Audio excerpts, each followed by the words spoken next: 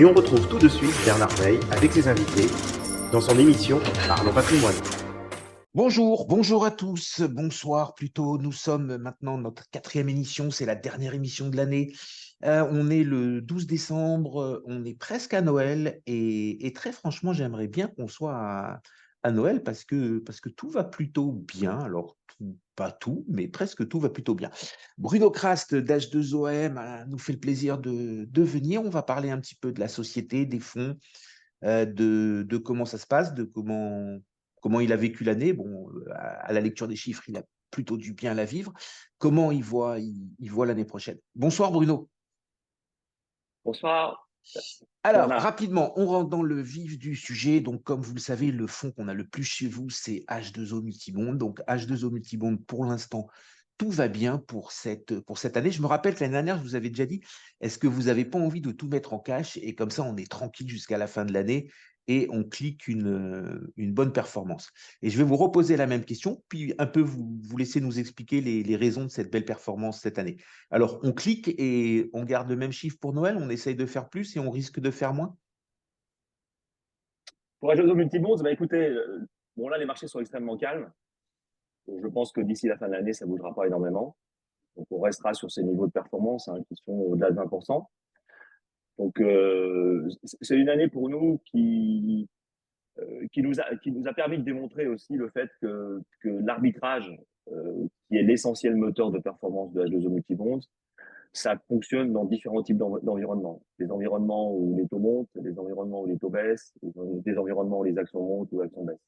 Donc ça, c'est pas toujours le cas, mais là, ça a vraiment été le cas. Et je crois vraiment que dans ce monde un peu chahuté, on est bien positionné et on a le bon véhicule pour tirer parti des différents mouvements de marché et la bonne stratégie.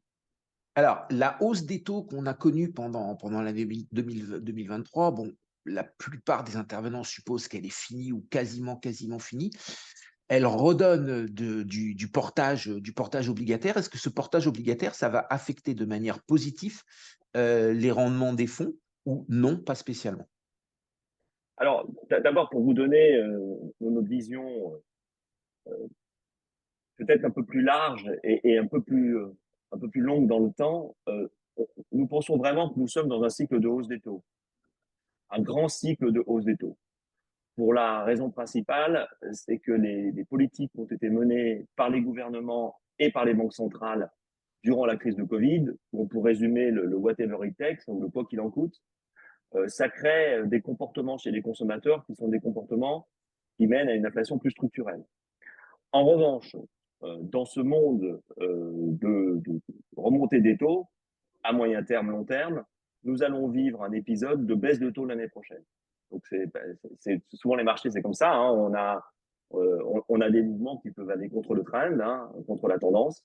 On pense qu'on rentre dans un mouvement contre la tendance et ce mouvement, il peut être relativement violent, puisque les taux d'intérêt qui ont été la politique de taux d'intérêt des banques centrales euh, a mené les taux courts à des niveaux trop élevés je pense, pour les économies.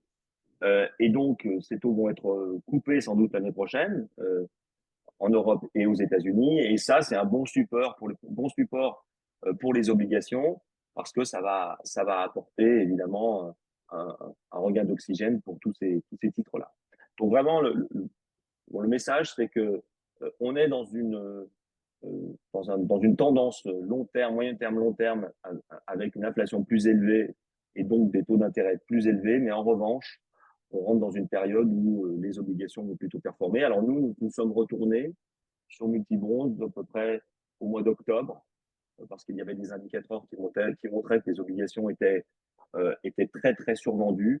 Et donc oui, dans Multibonds aujourd'hui, on a à peu près 5,5 de sensibilité. Donc on est exposé à la baisse des taux d'intérêt. D'accord. Alors, ça, c'est la réponse que vous avez faite, elle est très bien parce qu'en fin de compte, c'était une question que je voulais vous poser. Donc, je vais la reformuler. Donc, vous avez une vision long terme, les taux vont monter. Et vous avez une vision court, moyen terme, les taux vont baisser. Comment est-ce que ça se reflète dans l'organisation de votre portefeuille? Est-ce que vous avez une position longue sur la hausse des taux et en même temps une position courte sur la baisse des taux? Ou est-ce que vous travaillez que la baisse parce que c'est ce qui devrait se passer à horizon court et plus tard, vous travaillerez la hausse? Oui, je pense que c'est plutôt la deuxième solution. On se doit quand même de, surtout que ce sont des cycles très long terme. Le cycle de hausse de taux, c'est pas un cycle de quelques mois, c'est un cycle de peut-être quelques décennies. Donc, si vous restez sur une stratégie fondée sur des décennies, c'est pas ce que nos investisseurs attendent. Non, non, et la baisse de taux, c'est pas une baisse de taux de quelques mois. On peut avoir un cycle de baisse de taux peut-être pendant les 2 prochaines années. Donc, non, on est plutôt dans le sens aujourd'hui de la baisse de taux. D'accord. OK. Donc, cette vision que vous nous disiez tout à l'heure de hausse des taux, ça veut dire que c'est vraiment très long, mais vous pensez qu'on va petit à petit remonter les taux parce que l'économie, j'ai pas envie de dire l'économie en a besoin, mais parce qu'il n'y en a pas le choix du fait de ces dettes abyssales un peu partout, et que pour booster l'économie et la relancer, il y aura des baisses de taux qui vont être faites en 2024, c'est ça? Voilà. Alors, ce qui fonde notre vue, puisque vous en parlez, Bernard, ce qui fonde notre vue, c'est tout simplement le fait que, compte tenu du niveau des dettes des grands États, pour que ces dettes restent soutenables, parce que si elles deviennent insoutenables ou si elles sont perçues comme insoutenables par les agences de rating, tout le système s'effondre. Donc ce n'est pas possible. Or, le critère de soutenabilité, il est relativement simple. Hein. Ce n'est pas de la finance de haut vol, hein. C'est très simple à comprendre. Ce qu'utilisent les agences de rating, c'est la dette sur PIB. Alors on peut se poser la question si c'est la réalité. C'est pas la bonne question. La bonne question, c'est que c'est comme ça, comme cela que c'est jugé. Or, dans la dette sur PIB, l'augmentation de la dette sur PIB, bah évidemment, en haut, au numérateur, vous avez le déficit et le coût de la dette. Donc, si vous avez un déficit, par exemple, de 3 ou 4%, ce qui est quand même le standard en Europe depuis longtemps, à part pour l'Allemagne, et puis là, aux États-Unis, on est à 6,5, 7% pour l'année 2023. Donc, on voit aussi que outre-Atlantique, le, les Américains se sont mis à on épouse de plus en plus la culture européenne des déficits, surtout les démocrates. Donc, ça pourra changer si les républicains sont élus. Enfin, pas dans un premier temps, mais en tout cas, on a besoin de déficits parce qu'il y a la transition écologique, il y a des investissements à faire. Et puis parce que nos leaders, nos dirigeants se sont accoutumés ou quoi qu'il en coûte, ou whatever it takes. C'est-à-dire que maintenant, au moindre problème, on injecte des liquidités, soit de manière fiscale, soit de manière monétaire. Donc, en fait, on va vivre avec des déficits, on est obligé de vivre avec des déficits. Alors, mettons qu'on vive avec des déficits de 4%. Ensuite, vous avez le coût de la dette, qui est à peu près 2,5%. Donc, vous avez 6,5 au numérateur. Pour que la dette soit soutenable, c'est-à-dire pour que la pente de la dette ne soit pas ascendante, il faut que vous ayez absolument autour de 6, 6,5 au numérateur. Et qu'est-ce qui est au numérateur? C'est ce qu'on appelle le PIB nominal. C'est un PIB qui est différent du PIB que vous lisez dans les journaux. Ce que vous lisez dans les journaux, c'est le PIB réel. C'est-à-dire, c'est le PIB déflaté de l'inflation. Pour avoir 6,5 de PIB nominal, il vous faut beaucoup d'inflation. Parce que vous ne pouvez pas avoir des PIB réels qui sont supérieurs à 1,5, 2 en Europe, peut-être 2, 2,5 aux US. Donc, vous êtes obligé de vivre avec plus d'inflation. Donc, je pense que les politiques à moyen terme des gouvernements vont être inflationnistes. Elles ne peuvent être qu'inflationnistes parce que l'inflation les aide à réduire le niveau à régler le problème de la soutenabilité de leur dette. Lorsqu'on est au-dessus de 100% de dette sur PIB, si vous avez 6,5% au numérateur et 3 au dénominateur, ça veut dire que vous avez une pente de 3% et une pente de 3% au-dessus de 100%, c'est pas tenable. Donc voilà, donc vous allez avoir des politiques qui sont très procycliques, ce qu'on appelle procycliques, comme ça a été le cas aux États-Unis cette année, avec une impulsion fiscale très forte. Et puis vous allez avoir de temps en temps des politiques procycliques qui se feront à travers le monétaire. Vous savez, une économie, ça se gère avec deux outils, l'outil fiscal et l'outil monétaire. Donc on a eu beaucoup de fiscal pour maintenir la croissance en 2023.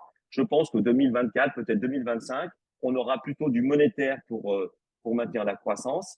Et donc, bon, évidemment, plutôt un facteur de soutien pour les obligations. Donc, c'est cette idée-là selon laquelle on va être obligé de maintenir une inflation élevée pour que la dette reste soutenable. Mais dans ce monde d'inflation élevée, ben, parfois, vous avez des retours. Et là, cette année, nous pensons qu'en 2024, l'inflation va plutôt beaucoup baisser dans les pays développés. Donc, ça va permettre un stimulus qui sera plutôt monétaire. D'accord. Donc, ça veut dire que dans le schéma que vous nous décrivez, vous voyez plutôt une inflation long terme autour de 4 et non pas autour de 2, 2,5 comme le souhaiteraient les banques Alors, centrales? je vais être un peu plus. C'est difficile de faire ce genre de prévision, mais on pense qu'on a vécu avec une inflation qui était entre 1,5 et 2,5 à peu près, hein, si on C'est prend le ça? cas des Américains.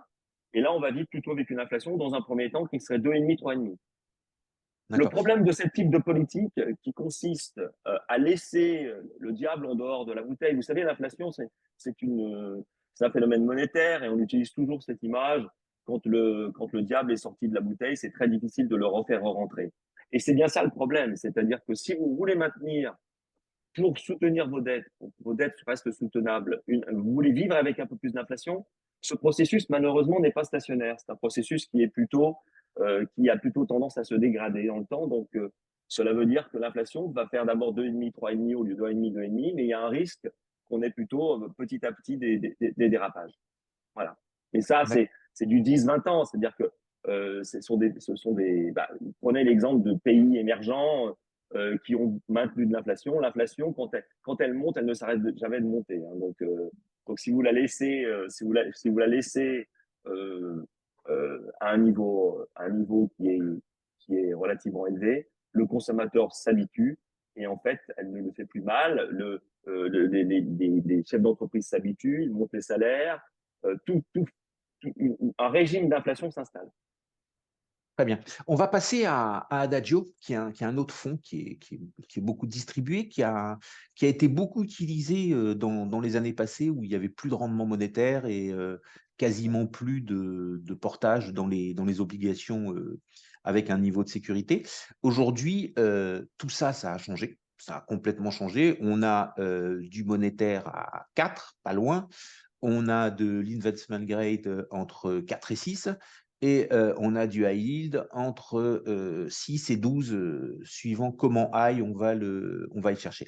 On a vu avec votre fonds Adagio qu'il y a des années où les résultats sont meilleurs que d'autres, qu'il y a aussi de la volatilité et que donc on peut plus le comparer à quelque chose qui serait un mixte entre l'investment grade et du high yield si on veut chercher le niveau de risque. Comment vous allez faire pour dégager de la rentabilité? Et cette fois-ci, vous êtes face à des concurrents qui vont avoir de la rentabilité alors qu'ils n'en avaient pas les années passées. Alors, bon, d'abord, nous, ce qui est important, c'est la rentabilité réelle. C'est-à-dire que quand l'inflation était à 1 et qu'on faisait 4, on avait plus 3. Quand l'inflation est à 3 et qu'on fait 6, on a toujours plus 3. Donc, c'est ça la clé. C'est-à-dire que oui, les obligations rapportent plus, mais on est dans un monde où il y a plus d'inflation. En fait, c'est très, très différent ce que l'on fait par rapport à un investissement obligataire classique. Bon, d'abord, nous, notre source de performance, c'est l'arbitrage. Ce n'est pas le niveau des taux d'intérêt.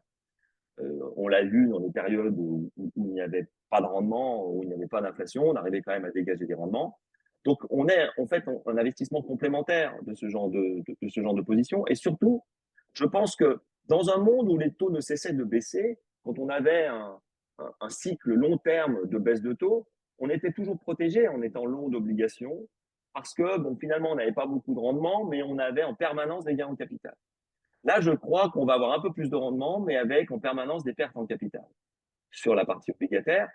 Donc je pense que cet environnement, il a presque plus de sens pour l'arbitrage parce qu'évidemment, bon, l'arbitrage, lui, il est insensible à ce type de perte en capital et ce type de combinaison en fait qui fait que le rendement des obligations dans un monde où les taux d'intérêt sont plutôt à la hausse, il n'est jamais extrêmement bon lorsqu'on regarde le rendement total, hein, gain en capital plus rendement.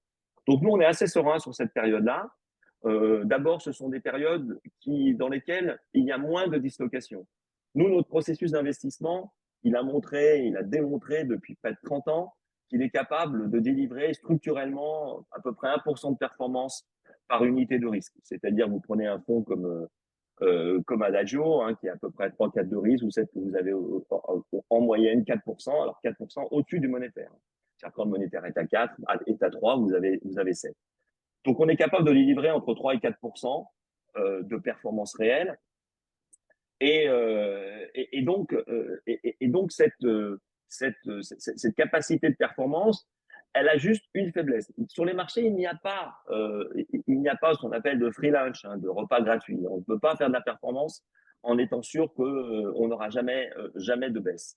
Et une de nos faiblesses, c'était ce que l'on appelait la dislocation des marchés. Lorsque les marchés se disloquent, vous comprenez bien que l'arbitrage, ça joue sur des équilibres. Et lorsque ces équilibres, malheureusement, ont tendance à se creuser, enfin, à partir à se disloquer, hein, je pense que c'est le meilleur terme d'ailleurs, j'en cherche d'autres, mais celui-ci est le meilleur, eh bien, nous avions des pertes, des baisses. Et cette dislocation, elle est essentiellement liée à un facteur qui est le facteur déflationniste.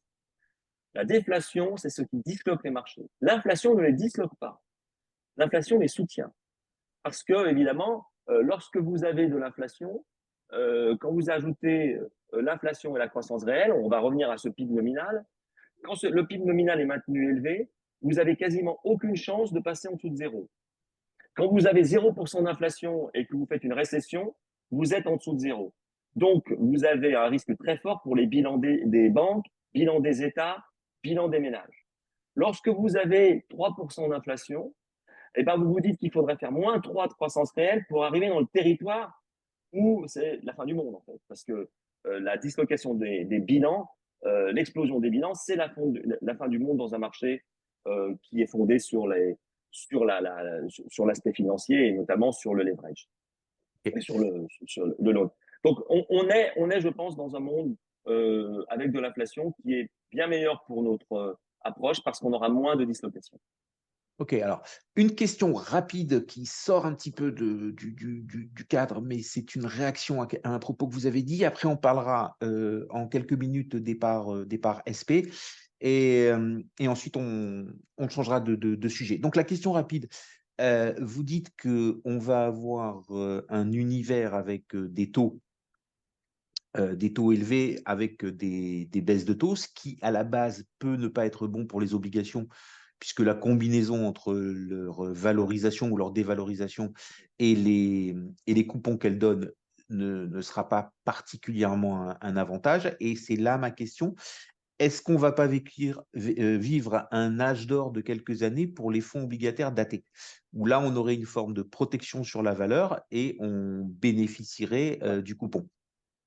Oui, alors une obligation, c'est un capital garanti à échéance.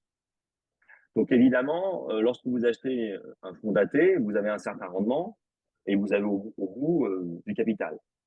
Le problème aujourd'hui, c'est que quand même, ces fonds offrent un rendement qui était en dessous de l'inflation, qui est maintenant, qui se rapproche de l'inflation. Donc c'est ça le problème, c'est que même si vous avez une garantie en capital, aujourd'hui les obligations rapportent à peu près l'inflation. Donc finalement ça ne rapporte rien, parce que ça ne rapporte que l'inflation. Le problème aussi, c'est que lorsque les taux, bon là les taux sont hauts, bon les taux vont baisser, donc les fonds datés vont offrir des rendements plus faibles, donc ils vont se retrouver plus proches de l'inflation. Donc le problème dans ce monde-là, si je peux résumer, c'est que l'intérêt des émetteurs, et notamment de l'État, des États, c'est d'émettre à un taux réel le plus faible possible. C'est-à-dire d'émettre à un taux qui soit le moins élevé possible par rapport à l'inflation. Et là, toute cette année, l'État français a émis en dessous de l'inflation. Il ne faut pas se tromper, hein. C'est-à-dire qu'aujourd'hui, en 2023, si vous ne faites pas 3,5-4% de performance, bah vous êtes appauvri malheureusement, puisque l'inflation est montée à peu près de ce niveau-là. Donc les fonds datés, usuellement, hein, nominalement, ça rapporte, mais il faut toujours les comparer quand même à l'inflation. Donc il ne faut pas se tromper là-dessus. Ok, alors on laisse ça de côté et on passe maintenant au side pocket. Donc je rappelle pour les auditeurs, les side pockets, ça a été un détachement du fonds d'origine lors de, entre guillemets, une forme de dislocation des marchés qu'on a eu en 2020 qui ont poussé vos fonds à des grosses pertes. Je pense que c'est les plus grosses pertes que vous avez jamais fait sur vos fonds, qui étaient très importantes. Et l'AMF vous a demandé de séparer le liquide de l'illiquide qui commençait à prendre une proportion importante du fait de la baisse des fonds. Donc, ça dure depuis 3 ans. Ces fonds ont été régulièrement dévalorisés. Ils valent maintenant à peu près, et c'est vraiment un gros à peu près, 30% de ce qu'ils valaient à l'origine, puisqu'il y a eu un premier remboursement. Ça nous rapproche un peu de ce qu'on appelle un vrai défaut dans une obligation. On perd 70% de la mise. Et voilà, maintenant, à vous de nous dire un petit peu qu'est-ce que vous allez faire, qu'est-ce que vous souhaitez faire, qu'est-ce que vous pouvez faire et qu'est-ce que vous ne pouvez pas faire, que vous auriez bien aimé faire. Oui, d'abord, ce que je voudrais dire, c'est que moi-même, je ne m'occupe pas de ce dossier, puisque ce dossier est directement sous la responsabilité du directeur général de L2O, du nouveau directeur général. Moi, je m'occupe essentiellement de stratégie de marché.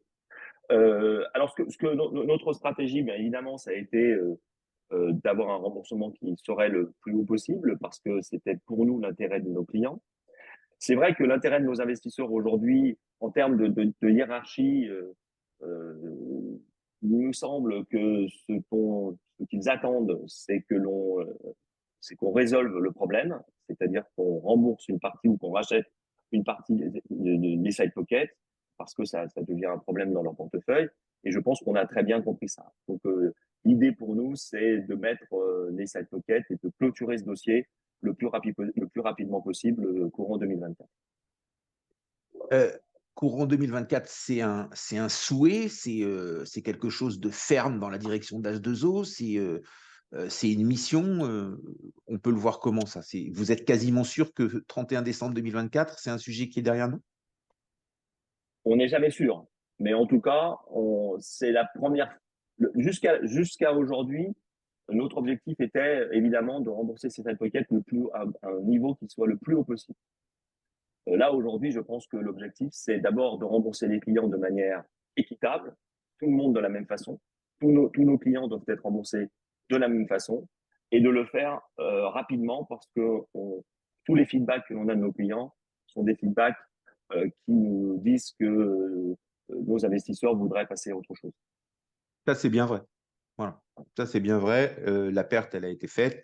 Les gains de l'année dernière et de cette année, reprennent toute cette perte et redonnent du sens à cet investissement risqué qui est H2O multibond. Et voilà, et il est temps, je pense, de passer à autre chose. C'est maintenant le moment de l'édito. Vous restez avec nous, Bruno, et vous réagirez dessus comme nos invités, David et Maël, qui sont là et bien présents. Champagne, avec modération, mais attention, l'année n'est pas finie. Il reste 10 jours de bourse avant Noël et si nous terminons l'année ainsi, ça aura été une bonne année, voire une très bonne année. Les actions se sont bien comportées. Bien sûr, quelques secteurs et quelques pays ont moins bien fonctionné que d'autres, mais il n'est pas rare de voir des fonds actions avec des performances supérieures à 15%, des fonds obligataires avec des performances entre 5 et 10, des monétaires ou des monétaires plus avec des performances supérieures à 3, voire à 4. L'or aussi a bien monté. Le seul point noir que je vois cette année, c'est l'immobilier. Et il n'est pas des moindres. La baisse et les problèmes de ce marché pourraient nous réserver bien des désagréables surprises, qui n'en seraient pas vraiment, puisque nous avons tous un peu cela en tête. Un autre sujet est le retour de certains fonds et peut-être aussi le questionnement sur d'autres.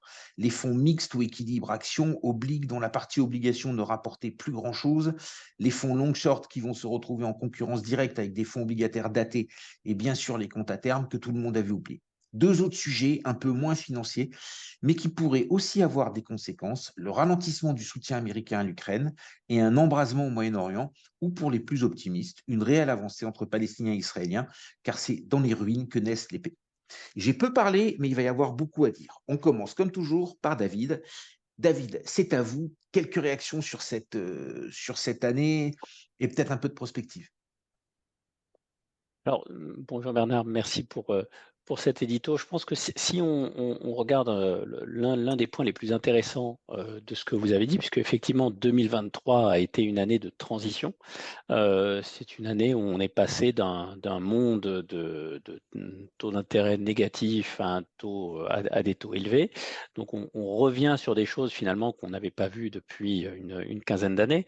Je pense que le plus intéressant va être effectivement ce que vous avez dit sur les fonds qu'on appelle multi-assets, donc les fonds diversifiés avec des classes d'actifs différentes, puisque on va retrouver effectivement l'amortisseur que l'on n'avait plus, hein, puisque en fait, je rappelle que dans ces fonds diversifiés, le principe, c'est d'avoir des actions et des obligations. L'idée étant que ces deux classes d'actifs, en théorie, doivent être négativement corrélées, puisque lorsque l'économie va mal, généralement les actions baissent, mais comme les taux baissent, normalement les obligations prennent de la valeur. Ça, c'était le principe. On vient d'avoir une période de plus de 10 ans dans laquelle finalement on a eu une corrélation positive. Pourquoi? Parce que au lieu d'acheter des obligations d'État qui étaient à taux négatif, les gérants se sont reportés sur des obligations à rendement élevé, donc souvent des obligations à yield.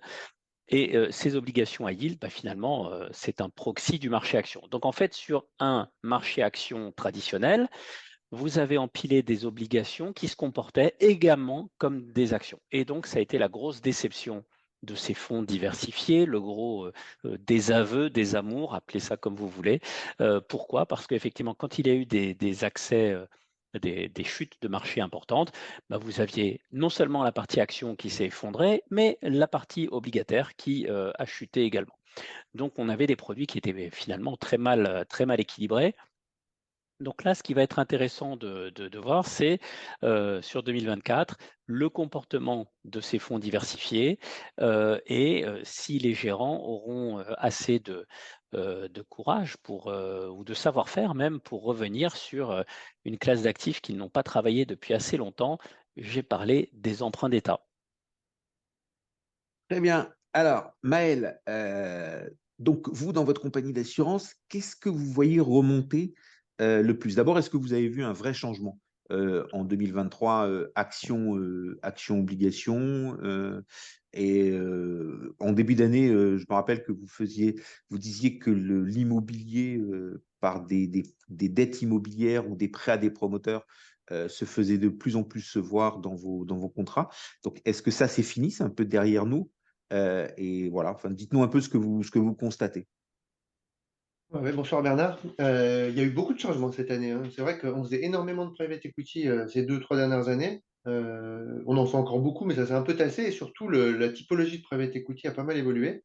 Donc, on faisait beaucoup d'obligations non cotées, donc des obligations immobilières essentiellement. Ça nous a demandé pas mal de travail cette année, puisqu'il y a eu, les promoteurs ont eu du mal à se refinancer. Et du coup, ils ont échelonné le dividende, le coupon, ils l'ont échelonné sur une période plus longue. Nous, on a dû s'assurer en même temps qu'ils avaient bien la santé financière pour pouvoir continuer à rémunérer les clients. Donc ça, on n'a pas eu de mauvaises surprises, mais en tout cas, voilà, ils ont rallongé la durée de détention des clients. Euh, on a vu beaucoup de fonds obligataires datés, hein, ce que vous disiez tout à l'heure, on en a référencé beaucoup. On a vu beaucoup de gestion obligataire aussi, ça a pas mal évolué ça. Et puis cette année, si je devais résumer, c'est l'année du produit structuré, hein. Des produits structurés, j'en ai vu à gogo dans tous les sens, avec du capital garanti à 100%, avec si vous investissez sur des taux en dollars, avec des rendements qui sont quand même assez intéressants. Donc c'est le numéro 1 de cette année, franchement, c'est le produit structuré. Alors, ça c'est drôle parce que ça fait 20 ans qu'on me dit, moi, c'est l'année déstructurée.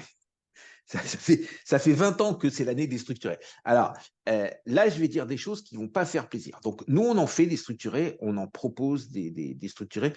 Alors, c'est vraiment la grande braderie, hein. Ce qu'il faut savoir pour un non-professionnel, c'est la braderie de Lille, hein. Ça veut dire qu'on nous en propose des dizaines, des dizaines et des dizaines, et des fois, on en sélectionne un ou deux. La véritable raison pour laquelle c'est l'année des structurés, et l'année dernière, c'était l'année des structurés, et l'année d'avant, c'était l'année des structurés, c'est que le marketing des structurés est d'un niveau nettement plus élevé que le marketing de tous les autres actifs. On va dire les actifs honnêtes, hein, parce que les actifs malhonnêtes, eux aussi, ils ont un niveau de marketing extrêmement élevé, et les structurés rémunèrent plus. Et les structurés rémunèrent plus, et ça, c'est la vraie raison. Et ça ne veut pas dire qu'il n'y en a pas des très bons. Alors, on reva sur cette année. Donc là, maintenant, Bruno, c'est un petit peu à vous de nous dire. Et là, ce que j'aimerais bien comprendre, c'est bon, toutes ces informations qui montent, vous les avez, puisque ce que vous nous avez souvent expliqué, c'est que la global macro, c'est d'abord un travail d'analyse, donc d'abord récupérer de l'information et ensuite l'analyser. Déjà, est-ce que cette forte baisse qu'on a eue en septembre-octobre et cette forte remontée qu'on a eue en novembre et qui semble se prolonger là sur décembre et sur les jours qui restent, est-ce que vous avez été étonné de ça? Est-ce que vous avez été surpris de ça? Ou est-ce que c'est quelque chose qui ressortait des analyses que vous avez faites? Et comment vous voyez, on va dire, allez, les prochaines semaines ou les prochains mois sur le plan action? Alors, comme je vous le disais, on a changé de monde. On était dans un monde où les institutions ont essayé et ont réussi à vaincre la déflation. Le problème, c'est que la déflation, c'est un vrai poison pour les marchés financiers. C'est pour ces raisons qu'on a eu parfois de fortes baisses des marchés actions, mais à chaque fois, évidemment, nous avions des injections de liquidités, les gouvernements faisaient des injections de liquidités pour les faire remonter. Là, on est dans un monde complètement différent. C'est-à-dire que, en fait, les institutions, le cadre dans lequel fonctionnent les marchés financiers, ça va être un cadre où on va privilégier, favoriser le PIB nominal, comme je vous le disais. Le PIB nominal, c'est un proxy de l'intelligence humaine. Et quand vous regardez le PIB nominal sur 300 ans, il ne fait que monter. Mais les actions sont aussi un proxy de ce PIB nominal.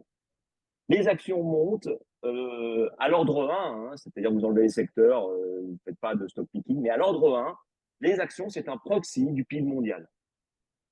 Et à partir du moment où c'est un proxy du PIB mondial et que les institutions vont supporter le PIB pour que le PIB ne baisse pas, parce que quand on a une dette aussi élevée, on ne peut pas se permettre d'avoir un PIB qui baisse, eh bien vous comprenez que c'est quand même un vent dans le dos pour les actions. Donc ça, nous l'avions vu. Le fait que les actifs, actions ou dérivés actions, hein, c'est-à-dire des actions qui sont des actifs proches des actions, comme la yield, ce sont des actifs qui vont plutôt bien se tenir dans ce monde où le PIB nominal est fort.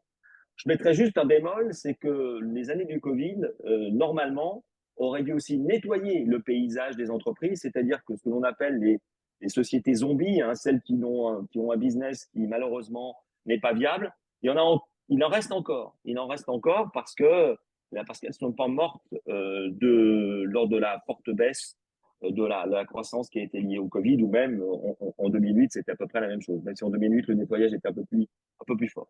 Donc la raison pour laquelle l'inflation attire les actions attirent les investisseurs, c'est parce que les investisseurs ont bien compris que ce sont des proxys du PIB nominal qui va être favorisé par les institutions. Cette année, du fiscal, notamment aux États-Unis, l'année prochaine, sans doute du monétaire, pour maintenir ce PIB nominal. Donc, on reste dans une dynamique haussière des marchés actions pour vous? Oui, haussière en nominal, sachant que n'oubliez pas une chose, hein, c'est que bon, l'inflation, elle reste à 3-4%. Bon, là, elle va baisser un petit peu, mais bon, globalement, on va rester sur des niveaux de 3, donc il faut faire quand même plus de 3% par an. Hein. Enfin, on va Oui, là, on terminer fait 20, au-dessus de oui, 15 pour le CAC, au-dessus de 30 pour le Nasdaq, ça oui, va. oui. On a de quoi Oui, se oui, payer bien un peu sûr, d'inflation. bien sûr. Et puis alors, vous avez quand même un élément, ceux qui sont investis dans les actions européennes, c'est qu'en général, bon, on le voit, et nous, c'était une de nos grandes stratégies, lorsque les taux d'intérêt ont tendance à monter, vous avez une convergence des price earnings. Or, l'Europe est pleine d'actions qui ont des price earnings très faibles, hein, des actions qui n'ont pas beaucoup de croissance, hein, comme les autos, comme les banques. Et donc, on a un rattrapage, c'est-à-dire ces price earnings qui ont plutôt tendance à monter. Et on le voit d'ailleurs avec le luxe. On avait parlé l'année dernière du luxe. Bernard, bon, moi je disais que c'était trop cher. Bah, regardez, le luxe, cette année, ça fait pas grand-chose. Pourquoi? Bah, parce que le prix de la croissance future actualisée avec des taux d'intérêt plus élevés, bah, ça fait un chiffre beaucoup plus bas que lorsque les taux d'intérêt étaient à zéro. Eh ben alors, juste, on va reparler de secteur. Le secteur que vous suivez avec une espérance de gain pour 2024, lequel est-ce? Et le secteur où vous pensez qu'il n'y a plus rien à gagner en 2024, lequel est-ce? Bah, écoutez, 2024, c'est une année qui va être un peu à contrario du scénario, puisque comme je vous le dis, les taux vont plutôt avoir tendance à baisser.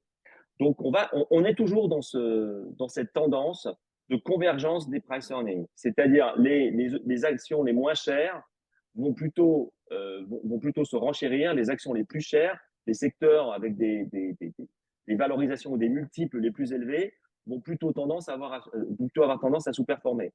Après, l'année prochaine, il y a eu quand même une très forte sous-performance du luxe, par exemple, en Europe. Bon, alors le Nasdaq, c'est un problème un petit peu différent, c'est que l'intelligence artificielle est venue se mêler au marché, et donc c'est pour cette raison que le Nasdaq fait quand même une performance exceptionnelle. Mais on reste sur l'idée que cette idée de convergence de PE, donc favoriser les PE faibles, les sociétés qui ont un petit peu moins de croissance, par rapport à celles qui ont beaucoup de croissance, a du sens en termes de valorisation pour l'année prochaine. D'accord. Vous avez intégré des outils d'intelligence artificielle dans vos prises de décision? On utilise l'intelligence artificielle, mais en tout cas sur les marchés où c'est très difficile d'utiliser l'intelligence artificielle. L'intelligence artificielle, en fait, c'est un super outil pour avoir plus de connaissances. Les marchés, en fait, sont faits de ce qu'on appelle de l'animal spirit. Ils sont faits de perception. Et c'est vrai que pour l'instant, l'intelligence artificielle, bon, ça, c'est pas quelque chose qu'on utilise pour analyser les perceptions.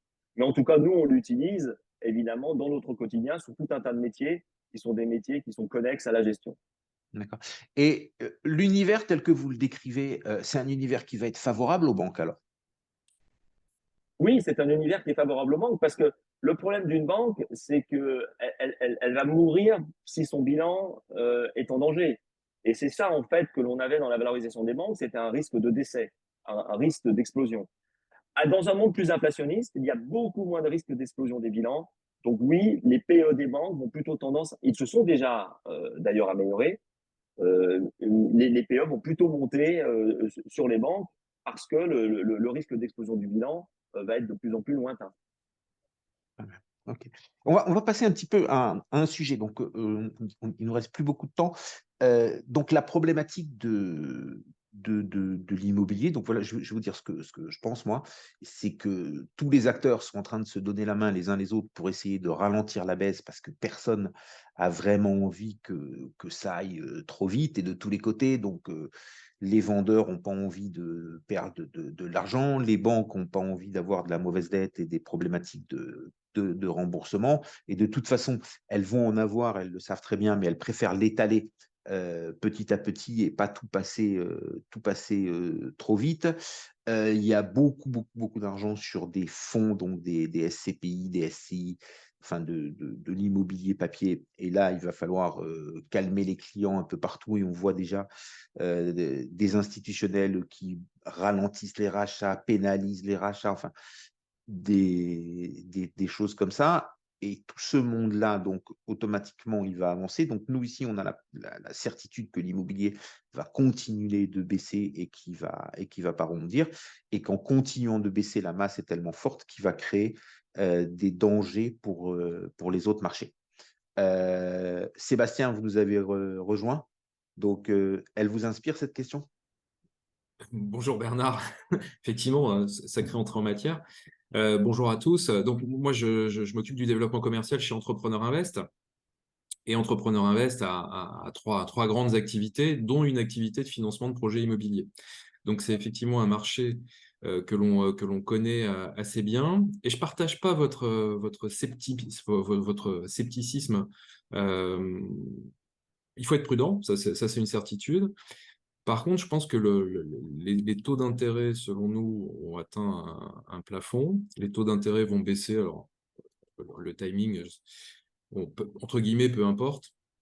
Mais en tout cas, ça va donner plus de visibilité à tous les investisseurs et à tous les financiers. C'est-à-dire qu'aujourd'hui, effectivement, vous avez beaucoup d'institutionnels qui cherchent à céder leur portefeuille immobilier. Vous avez beaucoup d'investisseurs qui sont effectivement dans une situation de stand-by. Et je pense que les taux se stabilisant, ça va redonner de la visibilité à tout le monde. Donc oui, les prix se sont déjà ajustés et vont continuer à s'ajuster. Mais je ne suis pas persuadé que la crise aille beaucoup plus loin en termes de prix sur le marché de l'immobilier. Donc effectivement, on y reviendra tout à l'heure. Donc, ok, un avis un peu différent, j'adore. David, alors quel est votre avis, David? Un troisième avis ou vous vous rapprochez de Sébastien, vous vous rapprochez du mien sur l'immobilier? Sur Non, l'immobilier moi, je suis et plutôt ce que ça proche. pourrait entraîner sur les autres marchés. Je suis plutôt proche de votre point de vue, Bernard, c'est-à-dire que je pense que la baisse, l'ajustement, il n'est pas encore tout à fait fait, il n'est pas encore tout à fait fini.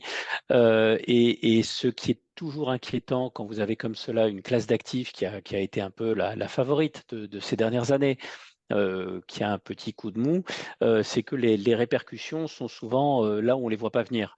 J'ai évoqué ça avec un de mes confrères qui plaisantait en disant en 2008, on a fait une bonne performance et on n'a pas fermé les fonds.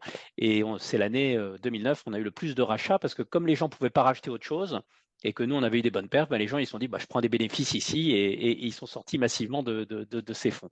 Donc en fait, je pense que l'immobilier il a cette caractéristique qui est inhérente à cette classe d'actifs, c'est-à-dire l'illiquidité.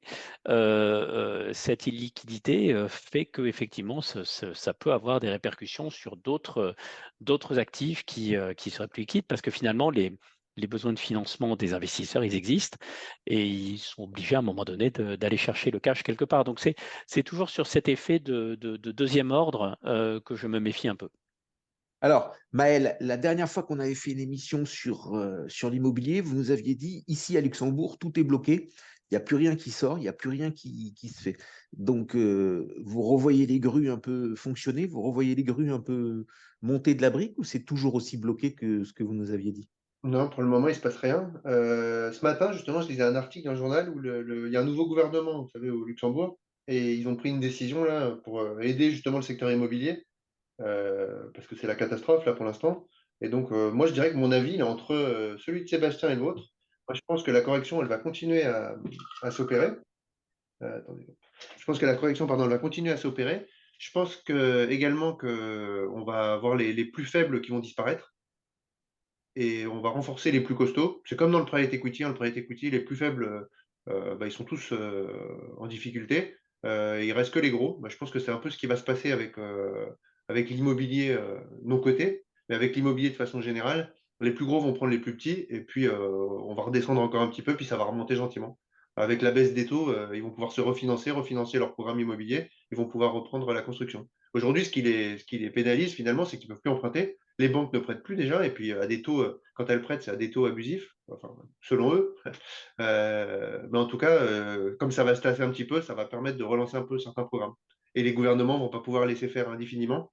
C'est un secteur très important. Et donc, vraisemblablement, on a encore quelques mauvais mois dans l'immobilier à vivre, et puis ensuite, ça devrait repartir. Et pour reprendre l'expression, J'adore quand vous parlez de taux abusifs. J'ai emprunté il y a 6 mois pour acheter un appartement, non, un peu moins que 6 mois, il y a 3-4 mois, et j'ai pris 3,30 ou 3,40 de taux. À l'exception des quelques années où les taux se sont effondrés et sont devenus extrêmement bas, j'avais jamais emprunté aussi peu cher de ma vie. C'est-à-dire j'ai emprunté à 8, j'ai emprunté à 6, j'ai emprunté à 5, j'ai réemprunté après à 6 quand ça a monté. Et c'est vrai qu'il y a eu une période de 4 ans où je n'ai pas emprunté, on m'a donné l'argent. Voilà, on m'a donné l'argent, mais c'est tout. Mais donc ça veut dire qu'emprunter à 3,20 ou même pour quelqu'un qui emprunte aujourd'hui à 4, alors qu'on a une inflation, mais on ne va pas chipoter, mais l'inflation, elle est entre 2 et 3 aujourd'hui, c'est pas cher. C'est Mais pas vous cher. êtes particulier, Bernard. Les entreprises, elles empruntent beaucoup plus cher. Les entreprises, aujourd'hui, elles empruntent à plus de 5. Et 5, c'est Parce que cher les aussi. entreprises, elles n'empruntent pas pour faire un investissement passif, parce que les entreprises, elles empruntent pour créer de la valeur et elles amènent du risque avec ça. Donc, elles Ah oui, empruntent beaucoup plus cher, c'est normal. oui, mais elles financent la construction. Et c'est vrai que Aujourd'hui, si vous voulez, c'est ce côté un peu woke qu'on a intégré dans la finance avec les taux, où maintenant 2,5% ou 3%, c'est cher, c'est inacceptable, mais rien du tout, rien du tout. Quand je parle avec mes vieux clients, donc s'ils sont clients chez moi et qu'ils sont âgés, c'est qu'ils ont un peu fait fortune et qu'ils ont beaucoup d'argent, ils ont emprunté à 12, à 14, à 16. Voilà les taux qui les ont amenés à la richesse d'aujourd'hui. Donc, il ne faut pas avoir peur de taux à 3 ou à 4 et plutôt ne pas laisser croire aux gens que ces taux à 0,70 sur 25 ans, 0,88 sur 18 ans, ça a été une exception, ça a été une parenthèse et je pense qu'on ne les reverra pas de sitôt. Voilà, je pense qu'on ne les reverra pas de sitôt et toutes les difficultés qu'on va connaître, qu'on connaît depuis la remontée des taux, ils sont peut-être aussi dus à cette espèce de boulimie finale qui nous a probablement évité un réajustement. Alors, Bruno, je vais vous demander un petit mot sur l'immobilier. D'abord, si c'est une classe d'actifs que vous travaillez sous forme d'indices, sous forme d'arbitrage d'indices, des choses comme ça, ou si c'est une classe que vous ne travaillez pas et qui est complètement en dehors de votre champ. Et ensuite, ce sera David qui fera un petit mot de conclusion et qui démarrera son point marché. Non, nous, on ne fait pas d'immobilier, même de l'immobilier papier. Ce ne sont pas des produits qui rentrent dans l'univers de votre macro. Mais en revanche, si je peux juste dire un mot, je pense que, vous savez, il y a un élément qui est très important pour comprendre la manière dont les investisseurs réagissent à certains mouvements, cela s'appelle l'illusion nominale. Et c'est exactement ce dont vous parliez, Bernard. Illusion nominale, lorsque vous avez emprunté à 0 et que vous empruntez à 4, vous avez l'impression que c'est très cher. Et petit à petit, avec le temps, cette illusion nominale passe, justement parce que le vrai prix que vous payez, c'est pas le prix nominal, c'est le prix réel. Et le prix réel, c'est la différence entre le taux d'emprunt et le taux d'inflation. Donc, c'est sûr que quand vous voulez, et j'en reviens toujours à la théorie que j'ai exposée auparavant, je pense que lorsque vous avez trop de dettes, il est très difficile pour les institutions de maintenir des taux réels très élevés. Très, très, très difficile. Très compliqué. Parce que, évidemment, lorsque vous montez des taux réels très élevés, eh ben, ça vous coûte très, très cher.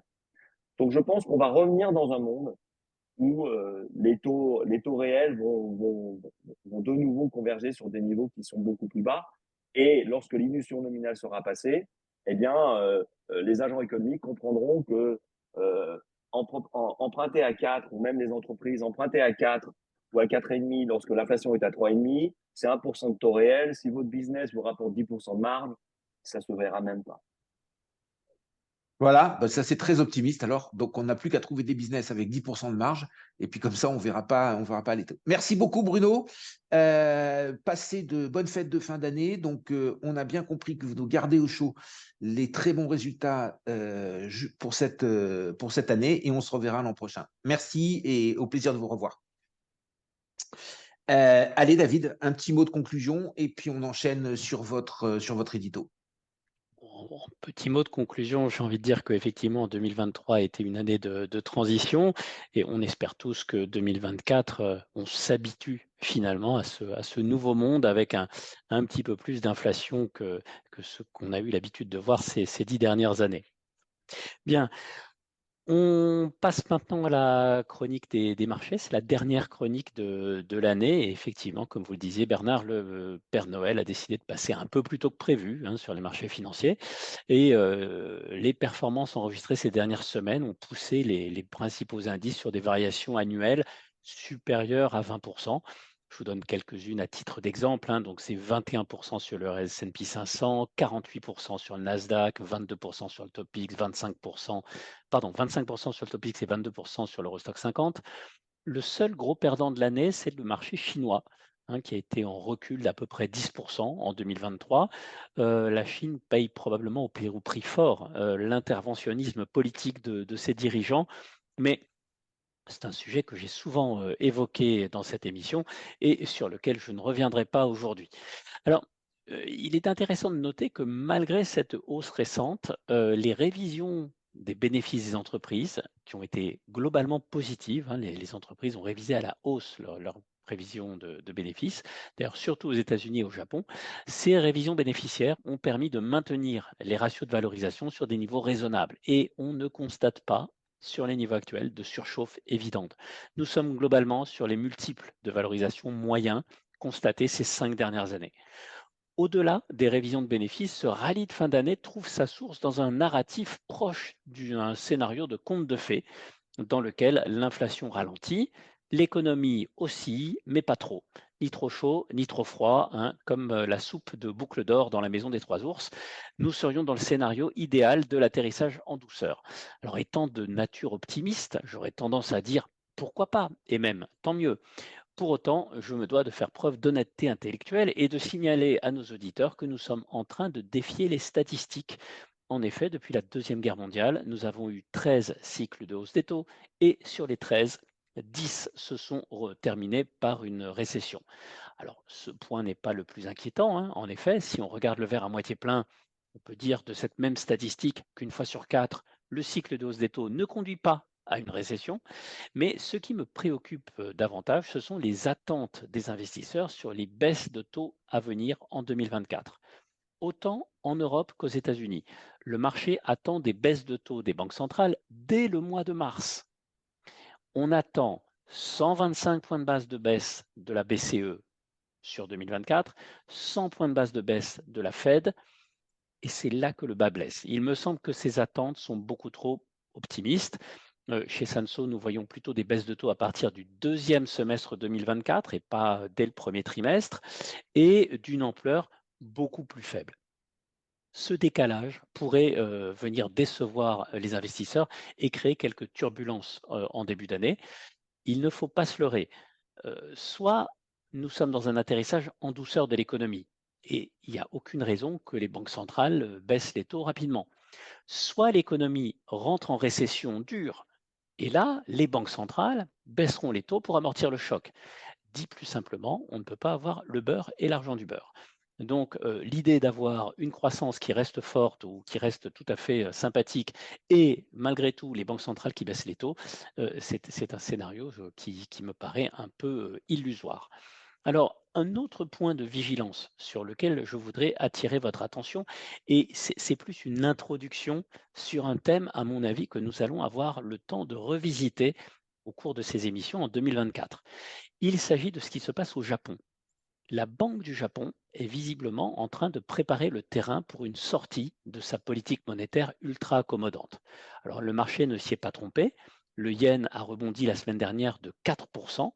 Le problème, c'est que le yen a servi de devise de financement à un nombre colossal d'investisseurs. Dans notre jargon, on appelle ça le carry trade, hein, le trade de portage, l'opération de portage, dans lequel en fait j'emprunte dans la devise qui a le taux d'intérêt le plus faible, en l'occurrence le yen, et je finance avec cet emprunt un achat d'un actif financier au rendement plus élevé. Un peu comme d'ailleurs avec le marché de l'immobilier en France, le taux auquel vous pouvez emprunter a un impact direct sur la valorisation de l'actif que vous pouvez acheter. Il faudra donc surveiller de près en 2024 l'impact de la remontée des taux japonais et le débouclement de ces positions spéculatives. Cela risque de perturber de manière inattendue la progression des marchés. À ce stade, on ne sait pas encore d'où ça va venir, mais comme je vous disais, je ne doute pas qu'on aura l'occasion d'en reparler longuement pour l'année prochaine. Mais encore une fois, je suis finalement, depuis les niveaux actuels, un petit peu plus prudent sur 2024 et en tous les cas, une chose est sûre, c'est que 2024 ne sera pas un long fleuve tranquille. Voilà, donc c'est sur ces effets de second ordre que j'aimerais bien qu'on essaye de poser les bases d'une discussion. Alors, merci pour cette intervention. Bon, on voit qu'on arrive à la fin de l'année, on a moins parlé des résultats de la semaine dernière, des éventuels résultats de la semaine prochaine, et on essaye plus de se concentrer sur de la matière à penser, de la matière à réfléchir. Ben, quand j'ai écouté Bruno tout à l'heure, quand je vous écoute vous maintenant, il y a un vieil adage qui dit que tous les dangers en matière boursière, c'est de mai à octobre, et que de novembre à avril, c'est plutôt tranquille. Donc j'ai envie de me dire, les gens, ils vont attendre beaucoup de baisses et beaucoup d'améliorations pendant le premier trimestre. Ils vont voir qu'ils vont être un petit peu déçus et puis ils vont commencer à vendre et aller chercher du profit un peu ailleurs. Et là, ça rejoindrait un petit peu votre théorie.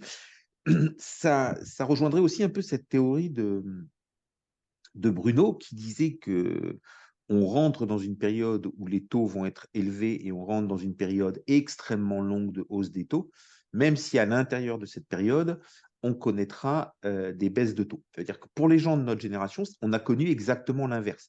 On a eu une période de 30 ans de baisse de taux, même si à l'intérieur de cette période de 30 ans, on a connu des moments de hausse. Bruno dit le contraire. C'est la première fois que j'entendais ça. Donc, Ça ne veut pas dire que c'est une vérité, ça veut juste dire que c'est ce qu'il pense. Et ça ne veut même pas dire que c'est ce qu'il pensera l'année prochaine, mais ça veut dire que c'est ce qu'il pense aujourd'hui. Et donc, oui, on pourra arriver dans une année comme ça. Une belle continuité avec des choses qui se passent plutôt bien. Et ensuite, les ennuis qui vont revenir. Bon, moi, je suis persuadé que les ennuis de l'immobilier, ils ne sont pas finis et qu'on va avoir des faillites en cascade. Alors, en France, on ne fait pas faillite comme ça. C'est d'abord une procédure de sauvegarde, puis un règlement judiciaire, puis une faillite. Mais on a Rési d'études qui s'est mis en procédure de sauvegarde ces derniers jours. On entend des bâtiments en deuxième couronne ou en troisième couronne parisienne qui se vendent avec des discounts de 30, 40, voire 50%. Ce ne sont pas des bruits, ce sont vraiment des opérations qui se font ou des brokers qui vous disent que le bien est à vendre à ce prix-là. Et on a cette hausse des taux, encore que moi, ce que je prétends, c'est que ce ne soit pas la hausse des taux, c'est plutôt que les gens n'ont tout simplement pas d'argent. Donc, ce n'est pas les banques qui bloquent. Voilà, les gens n'ont pas d'argent. Donc, de la même manière que le prix de l'immobilier a monté dès que les taux ont baissé, ça veut dire quoi? Ça veut dire que c'est le vendeur qui récupérait une partie, qui se partageait une partie de la baisse des taux. Ben là, il faut que le vendeur prenne une partie de la hausse des taux en baissant les prix. Et aujourd'hui, les vendeurs, ils ont préféré prendre leur partie en ne vendant pas. Et ça, je pense que ça ne peut pas durer. Et si jamais ça devait durer, je pense que ce serait un phénomène bloquant. Voilà. Donc, voilà. Après, j'ai une question à vous poser, David, mais on va peut-être laisser les autres invités réagir avant que vous y répondiez. On a aussi la place londonienne qui a vraiment pas brillé cette année. Donc, je vais vous laisser réfléchir au pourquoi elle n'a pas brillé et est-ce que c'est peut-être une place à jouer pour l'an prochain? Est-ce qu'on peut attendre un phénomène de rattrapage? Et on va demander un avis un petit peu sur ce que vous avez dit à Maëlle et ensuite à Sébastien. Bon, c'est vrai que moi j'ai trouvé Bruno Krast un peu plus optimiste que David. David est optimiste, mais avec plein de garde-fous. Donc par contre, je suis tout à fait d'accord pour dire que 2024, ça sera mieux que 2022, par exemple. 2023, c'est une année particulière, une année de transition, je suis assez d'accord. 2024 sera vraisemblablement mieux que 2022, avec des accidents, mais ça n'existe plus une année maintenant sans accident. Donc on a tout le temps des accidents. Et en ce moment, on a 2 guerres en même temps. Voilà, on verra ce que la géopolitique va nous réserver pour 2024. Juste pour revenir sur l'immobilier, je suis assez d'accord avec vous quand même, Bernard. J'ai fait attention, je commence à vous connaître, hein. J'ai dit qu'ils trouvaient les taux trop chers selon eux, pas selon moi, hein. Moi, je commence à vous connaître, je savais que vous n'alliez pas me rater là-dessus. Pour l'immobilier, je pense que le vrai problème, finalement, c'est que les promoteurs ont anticipé des gains futurs pour lancer de nouveaux programmes. Ils n'ont pas anticipé la montée des coûts des terrains, la montée des coûts des matériaux, et le fait qu'ils n'arrivaient pas arriver à vendre leurs programmes pour financer les nouveaux programmes qu'ils avaient lancés. Et je pense que c'est ça qui va leur coûter cher. C'est pour ça que je pense que les plus petites structures, elles vont pas vivre, elles vont pas survivre, et que les grosses structures qui ont les reins solides, c'est elles qui vont pouvoir faire des bonnes affaires. Donc ça, c'est un peu ma vision. Après, sur la remontée des taux, bon, c'est acquis maintenant, vraisemblablement que les taux vont baisser en début d'année 2024. Peut-être que dans la durée, ils vont remonter si on se projette sur plusieurs années, mais 2024, ça devrait nous redonner un petit peu d'oxygène. Je pense que tous les gouvernements poussent justement pour la baisse des taux, pour qu'on relance un petit peu l'économie et pour éviter la récession. On est à 2 doigts de la récession. La France, c'est un des pays qui s'en est le mieux sorti en Europe. Je pense qu'ils vont tout faire pour pas qu'on passe en phase de récession. Sébastien, un peu votre avis global sur le développé de David? Moi, ce que j'ai noté en fait sur l'intervention de David, c'est une prévision de baisse des taux de la BCE de 125 points de base en 2024. Et effectivement, c'est très important. Honnêtement, je pense qu'on est tous les quatre. On ne sait pas si ça va baisser de 50, 100, 125, 200 points de base. Voilà. Mais la trajectoire semble assez claire. On aura une baisse des taux en 2024. Et moi, l'argument que je poussais tout à l'heure, c'était de se dire, et donc c'est valable sur les marchés de l'immobilier, mais comme sur les autres marchés, on a connu quand même une période de hausse des taux comme on n'a jamais connu. Alors oui, en absolu, avoir des taux directeurs à 4%, ça reste très normal, même relativement faible, on ne va pas se mentir, et là je suis parfaitement d'accord avec vous. Mais passer de 0 à 4% en 18 mois, c'est des choses qu'on n'avait jamais vues en fait. Et ça a complètement chamboulé, je dirais, l'environnement financier, à la fois sur les obligations, qui bien entendu ont été les premières à corriger, et puis évidemment sur les marchés de l'immobilier. Là où on peut être un petit peu surpris, c'est sur toutes les grandes valeurs de croissance qui, elles, n'ont pas souffert. Alors, ça a duré pendant quelques trimestres, mais j'ai envie de dire c'est assez ancien, puisqu'on voit que depuis maintenant 9 mois environ, on a des performances qui sont stratosphériques sur les grandes valeurs de croissance, et notamment les technologiques américaines. Et on peut penser que ce type de valeurs qui effectivement ont une valorisation qui dépend de l'environnement des taux d'intérêt, ait été davantage touché par cette hausse des taux. Donc aujourd'hui, ce qu'on peut remarquer factuellement, c'est une correction qui a eu lieu sur les marchés obligataires. Et au passage, on peut remarquer quand même que depuis quelques mois maintenant, les obligations se comportent très très bien. Et si on avait posé la question sur l'environnement obligataire à ce moment-là, on aurait pu imaginer effectivement à nouveau des hausses de taux, des périodes assez peu sympathiques. La même chose sur l'environnement du high yield, sur les sociétés donc, qui sont assez endettées. Or, le high yield affiche des performances d'environ 10% depuis le 1er janvier. Là, je pense que, je ne sais pas si vous aviez fait une émission à ce moment-là, mais on aurait pu penser que c'était pas du tout le scénario envisagé par les marchés. Et aujourd'hui, on n'est pas loin du creux du cycle, selon moi, sur l'immobilier. Alors, ça dépend d'où on part, parce que c'est vrai que pour moi, aujourd'hui, on est vraiment dans une situation où les prix ont beaucoup baissé. Les baisses de prix que vous voyez de 30 ou 40%, oui, si on part de là, je pense que sincèrement, le gros de la correction a été fait. Après, il y a eu assez peu de transactions et il faudra que acheteurs et vendeurs se rapprochent pour convenir d'un prix. Et là-dessus, clairement, 2024 ne verra pas, selon moi, une hausse des prix de l'immobilier. Il faut être très clair. Mais je pense qu'on va être sur un marché de l'immobilier qui va se stabiliser, comme les marchés obligataires se sont stabilisés il y a quelques mois, et que pour le coup, ce qui me semble le plus important n'est pas le niveau des taux d'intérêt en absolu, qui est à 4% est très raisonnable, et je parle des taux monétaires, puisque sur les obligations à plus long terme, sur l'emprunt d'État français à 10 ans, on est à peine à plus de 3%, on reste sur des taux qui sont, dans l'absolu, très attractifs et très raisonnables. Pour autant, la rapidité a complètement chamboulé le système, ce qui fait qu'aujourd'hui, les banques s'aperçoivent qu'elles se sont beaucoup trop exposées au secteur de l'immobilier, elles se sont vraiment retirées du financement de l'immobilier. Et aujourd'hui, un particulier qui va voir son banquier il y a 3 mois, qui le retrouve aujourd'hui, s'aperçoit qu'il peut emprunter 30 ou 40 000 euros de moins. Pour moi, ce n'est pas une problématique de pouvoir d'achat. Là, je ne suis pas d'accord avec vous, parce que le pouvoir d'achat, il était bien présent il y a 2-3 ans. Et la situation financière des Français, si on parle des Français, elle n'a pas changé. C'est juste qu'effectivement, le niveau des taux d'intérêt a changé, l'ambiance, entre guillemets, a changé.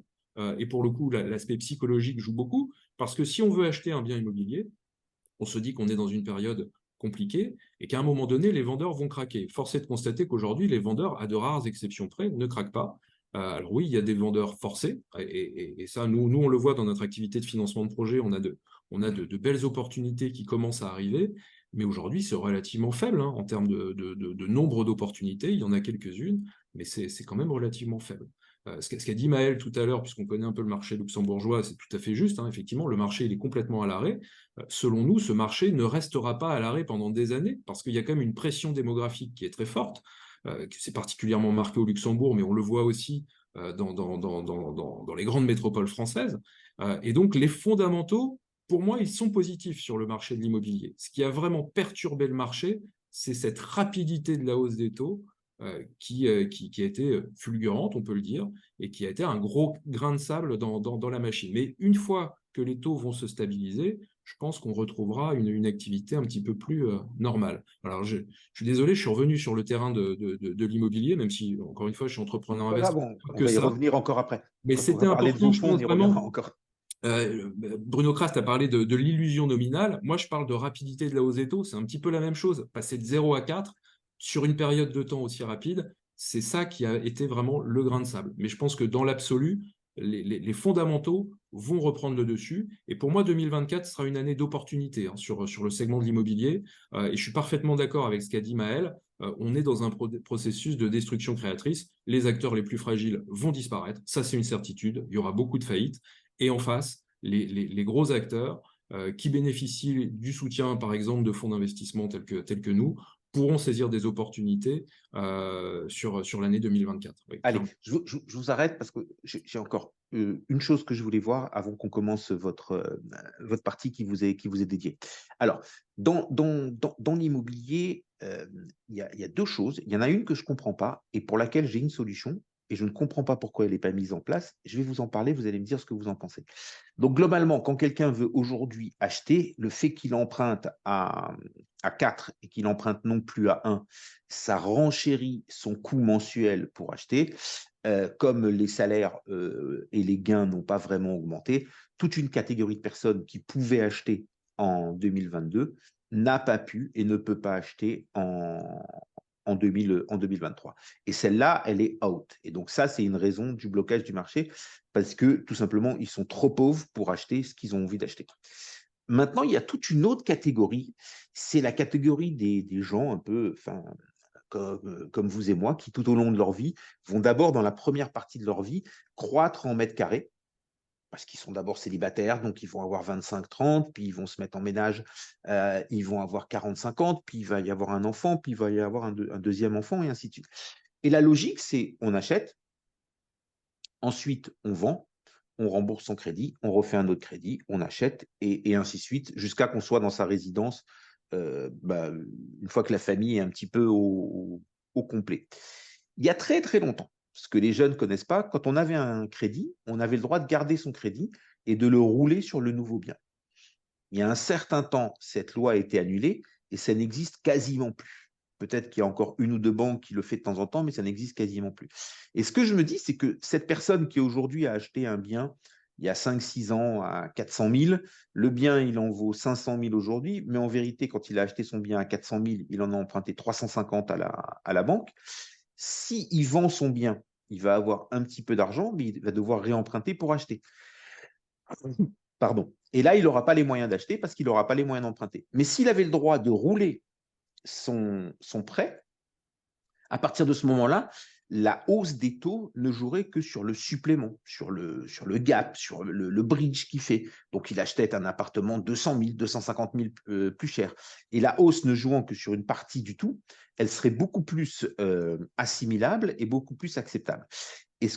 Donc, ma question, c'est pourquoi est-ce que alors c'est plus contractuel, mais pourquoi est-ce que le gouvernement avec les banques ne pousse pas là-dessus et redonne cette possibilité? Et là, on permettrait de donner un vrai ballon d'oxygène à l'immobilier. Quelqu'un sait pourquoi? Ah, Maël. Alors, c'est possible, hein. Je suis bien placé pour le savoir, parce que je l'ai utilisé à plusieurs reprises. C'est tout à fait possible. C'est une négociation à avoir avec sa banque, de prévoir cette possibilité, mais c'est tout à fait possible de. Alors attends, Maël, vous l'avez négocié quand vous avez souscrit le prêt et ensuite vous avez appliqué le contrat, ou ce n'était pas dans le prêt et vous avez demandé un aménagement du contrat pour un nouveau prêt? Alors, il y a un prêt où je ne savais pas que c'était possible. J'ai découvert que c'était possible, c'était une souplesse, donc je l'ai Donc c'était conservé. contractuel, d'accord. Ouais. Et puis par la suite, je l'ai demandé, parce qu'on le rajoute. Sur un prêt où il n'y avait pas ça. Exactement. Et donc, de mémoire, je crois que en cas de revente, on a 6 mois pour employer les fonds dans un nouveau projet immobilier. Sinon, il faut rembourser le crédit. Non, mais ça, c'est quand c'est contractuel, mais il y a quasiment plus de prêts où c'est contractuel. Oui, bah, il suffit c'est une négociation à avoir avec la banque. Mais c'est possible. C'est pas, la loi D'accord, ne l'interdit pas, c'est tout à fait possible. Parce que c'est pas vieux en plus, hein. d'accord. Ok, quelqu'un d'autre veut réagir là-dessus? Non. Alors, il y a juste un tout petit truc qu'on n'a pas abordé en une minute, si quelqu'un veut en parler. On a quand même deux conflits assez sévères qui se passent en ce moment. Alors, l'habitude que j'ai et l'expérience, c'est que les conflits ne jouent quasiment jamais à long terme, mais par contre, ils peuvent provoquer des ouragans sur les marchés pendant quelques jours, quelques semaines ou quelques mois. On a le conflit en Ukraine, où là, on sent tous que le soutien américain et le soutien européen, j'ai envie de dire le soutien concret, argent et armes, il s'affaiblit et il y a de plus en plus de voix citoyennes et politiques pour le remettre en cause sous sa forme la plus intense et la plus haute. Donc ça, c'est le premier conflit qui a du sens en Europe et qui pourrait interagir avec nos marchés. Le deuxième, c'est le conflit, alors pour l'instant, entre Israël et même pas l'autorité palestinienne, mais entre Israël et le Hamas à Gaza, avec des tensions dans les territoires palestiniens ou les territoires occupés, comment, je sais pas, appelez-les comme vous voulez, et au Liban, avec une crainte que ça dégénère en conflit beaucoup plus généralisé. Donc là, on a 2 points. Donc, on n'est bien entendu pas là pour parler du conflit, pas là, encore moins là pour dire qui a raison, qui a tort.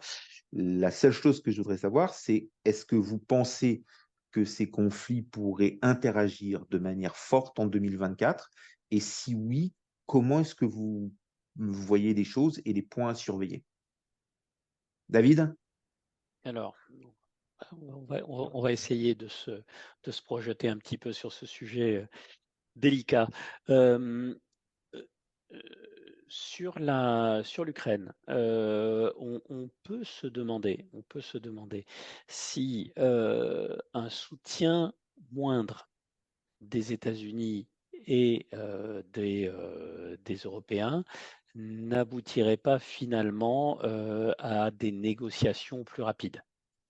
En fait, l'idée étant de dire, tant que Kiev se sent soutenu à fond et que on déverse toutes les cargaisons d'armes que l'on peut, etc., ben, finalement, on va les utiliser, donc on continue de se battre, etc. Est-ce que finalement, si Kiev se dit que tiens, ça pourrait se tarir, et il ne faut pas oublier que 2024 va être une année d'élection aux États-Unis, et que parmi les candidats aux élections présidentielles, il y a quelqu'un qui n'a pas du tout envie de continuer à soutenir quoi que ce soit comme conflit n'importe où dans le monde,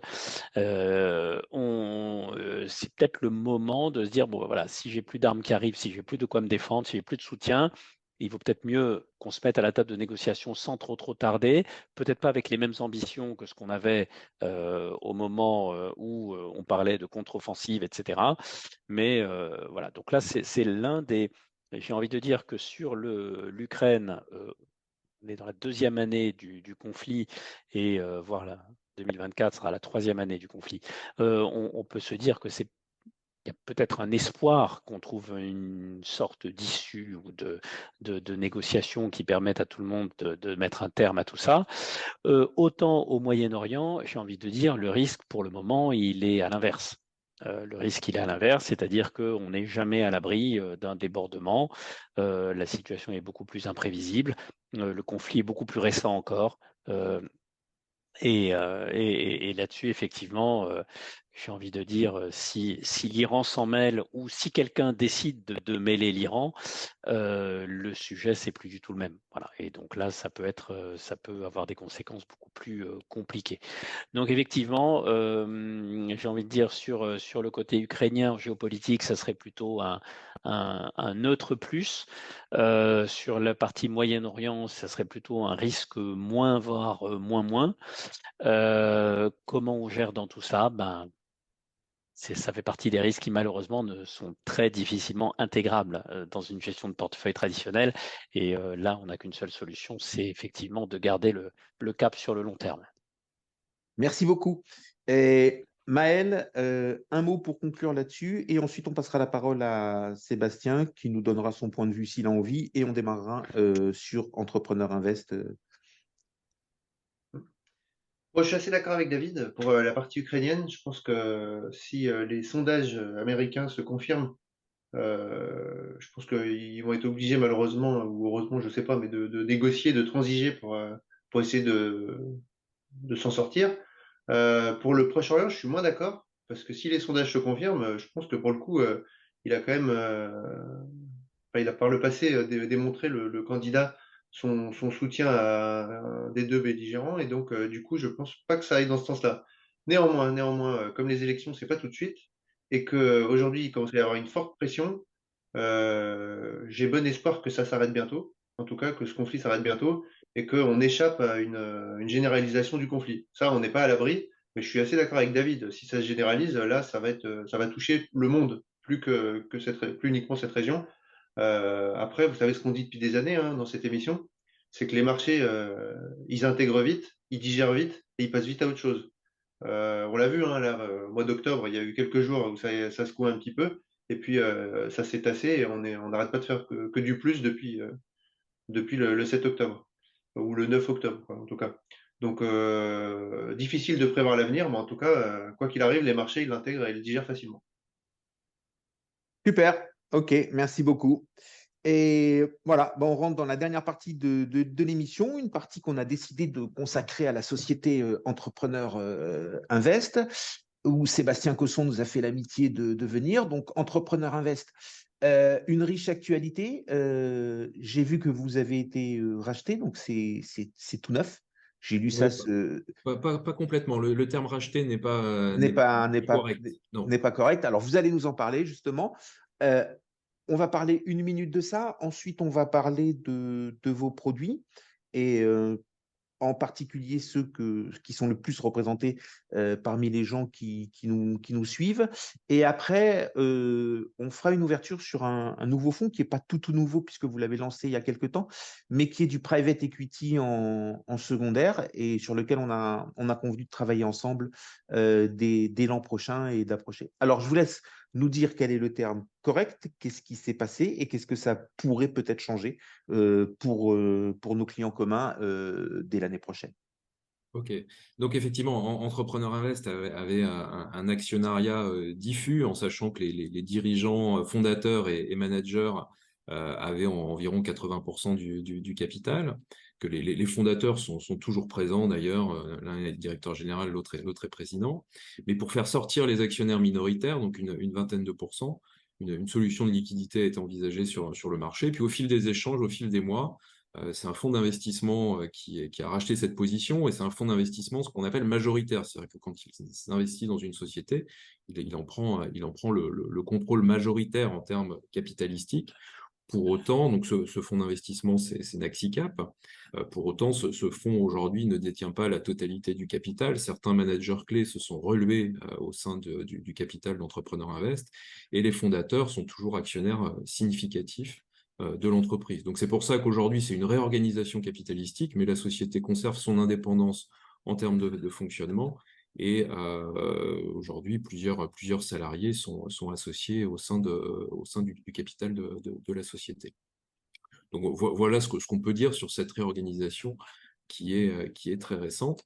L'intérêt, c'est qu'on peut effectivement s'appuyer sur un fonds d'investissement qui a les moyens et qui va nous laisser toute notre autonomie dans le développement de solutions non cotées vis-à-vis d'une clientèle retail, ce qui leur a plu, puisque c'est un fonds institutionnel, c'est justement tout le savoir-faire qu'on a pu démontrer au cours des 23 dernières années, puisqu'Entrepreneur Invest a 23 ans, on a levé 1,6 milliard sur cette période, on gère aujourd'hui plus de 800 millions d'euros d'actifs, et on a donc 3 grands piliers en termes d'équipe de gestion.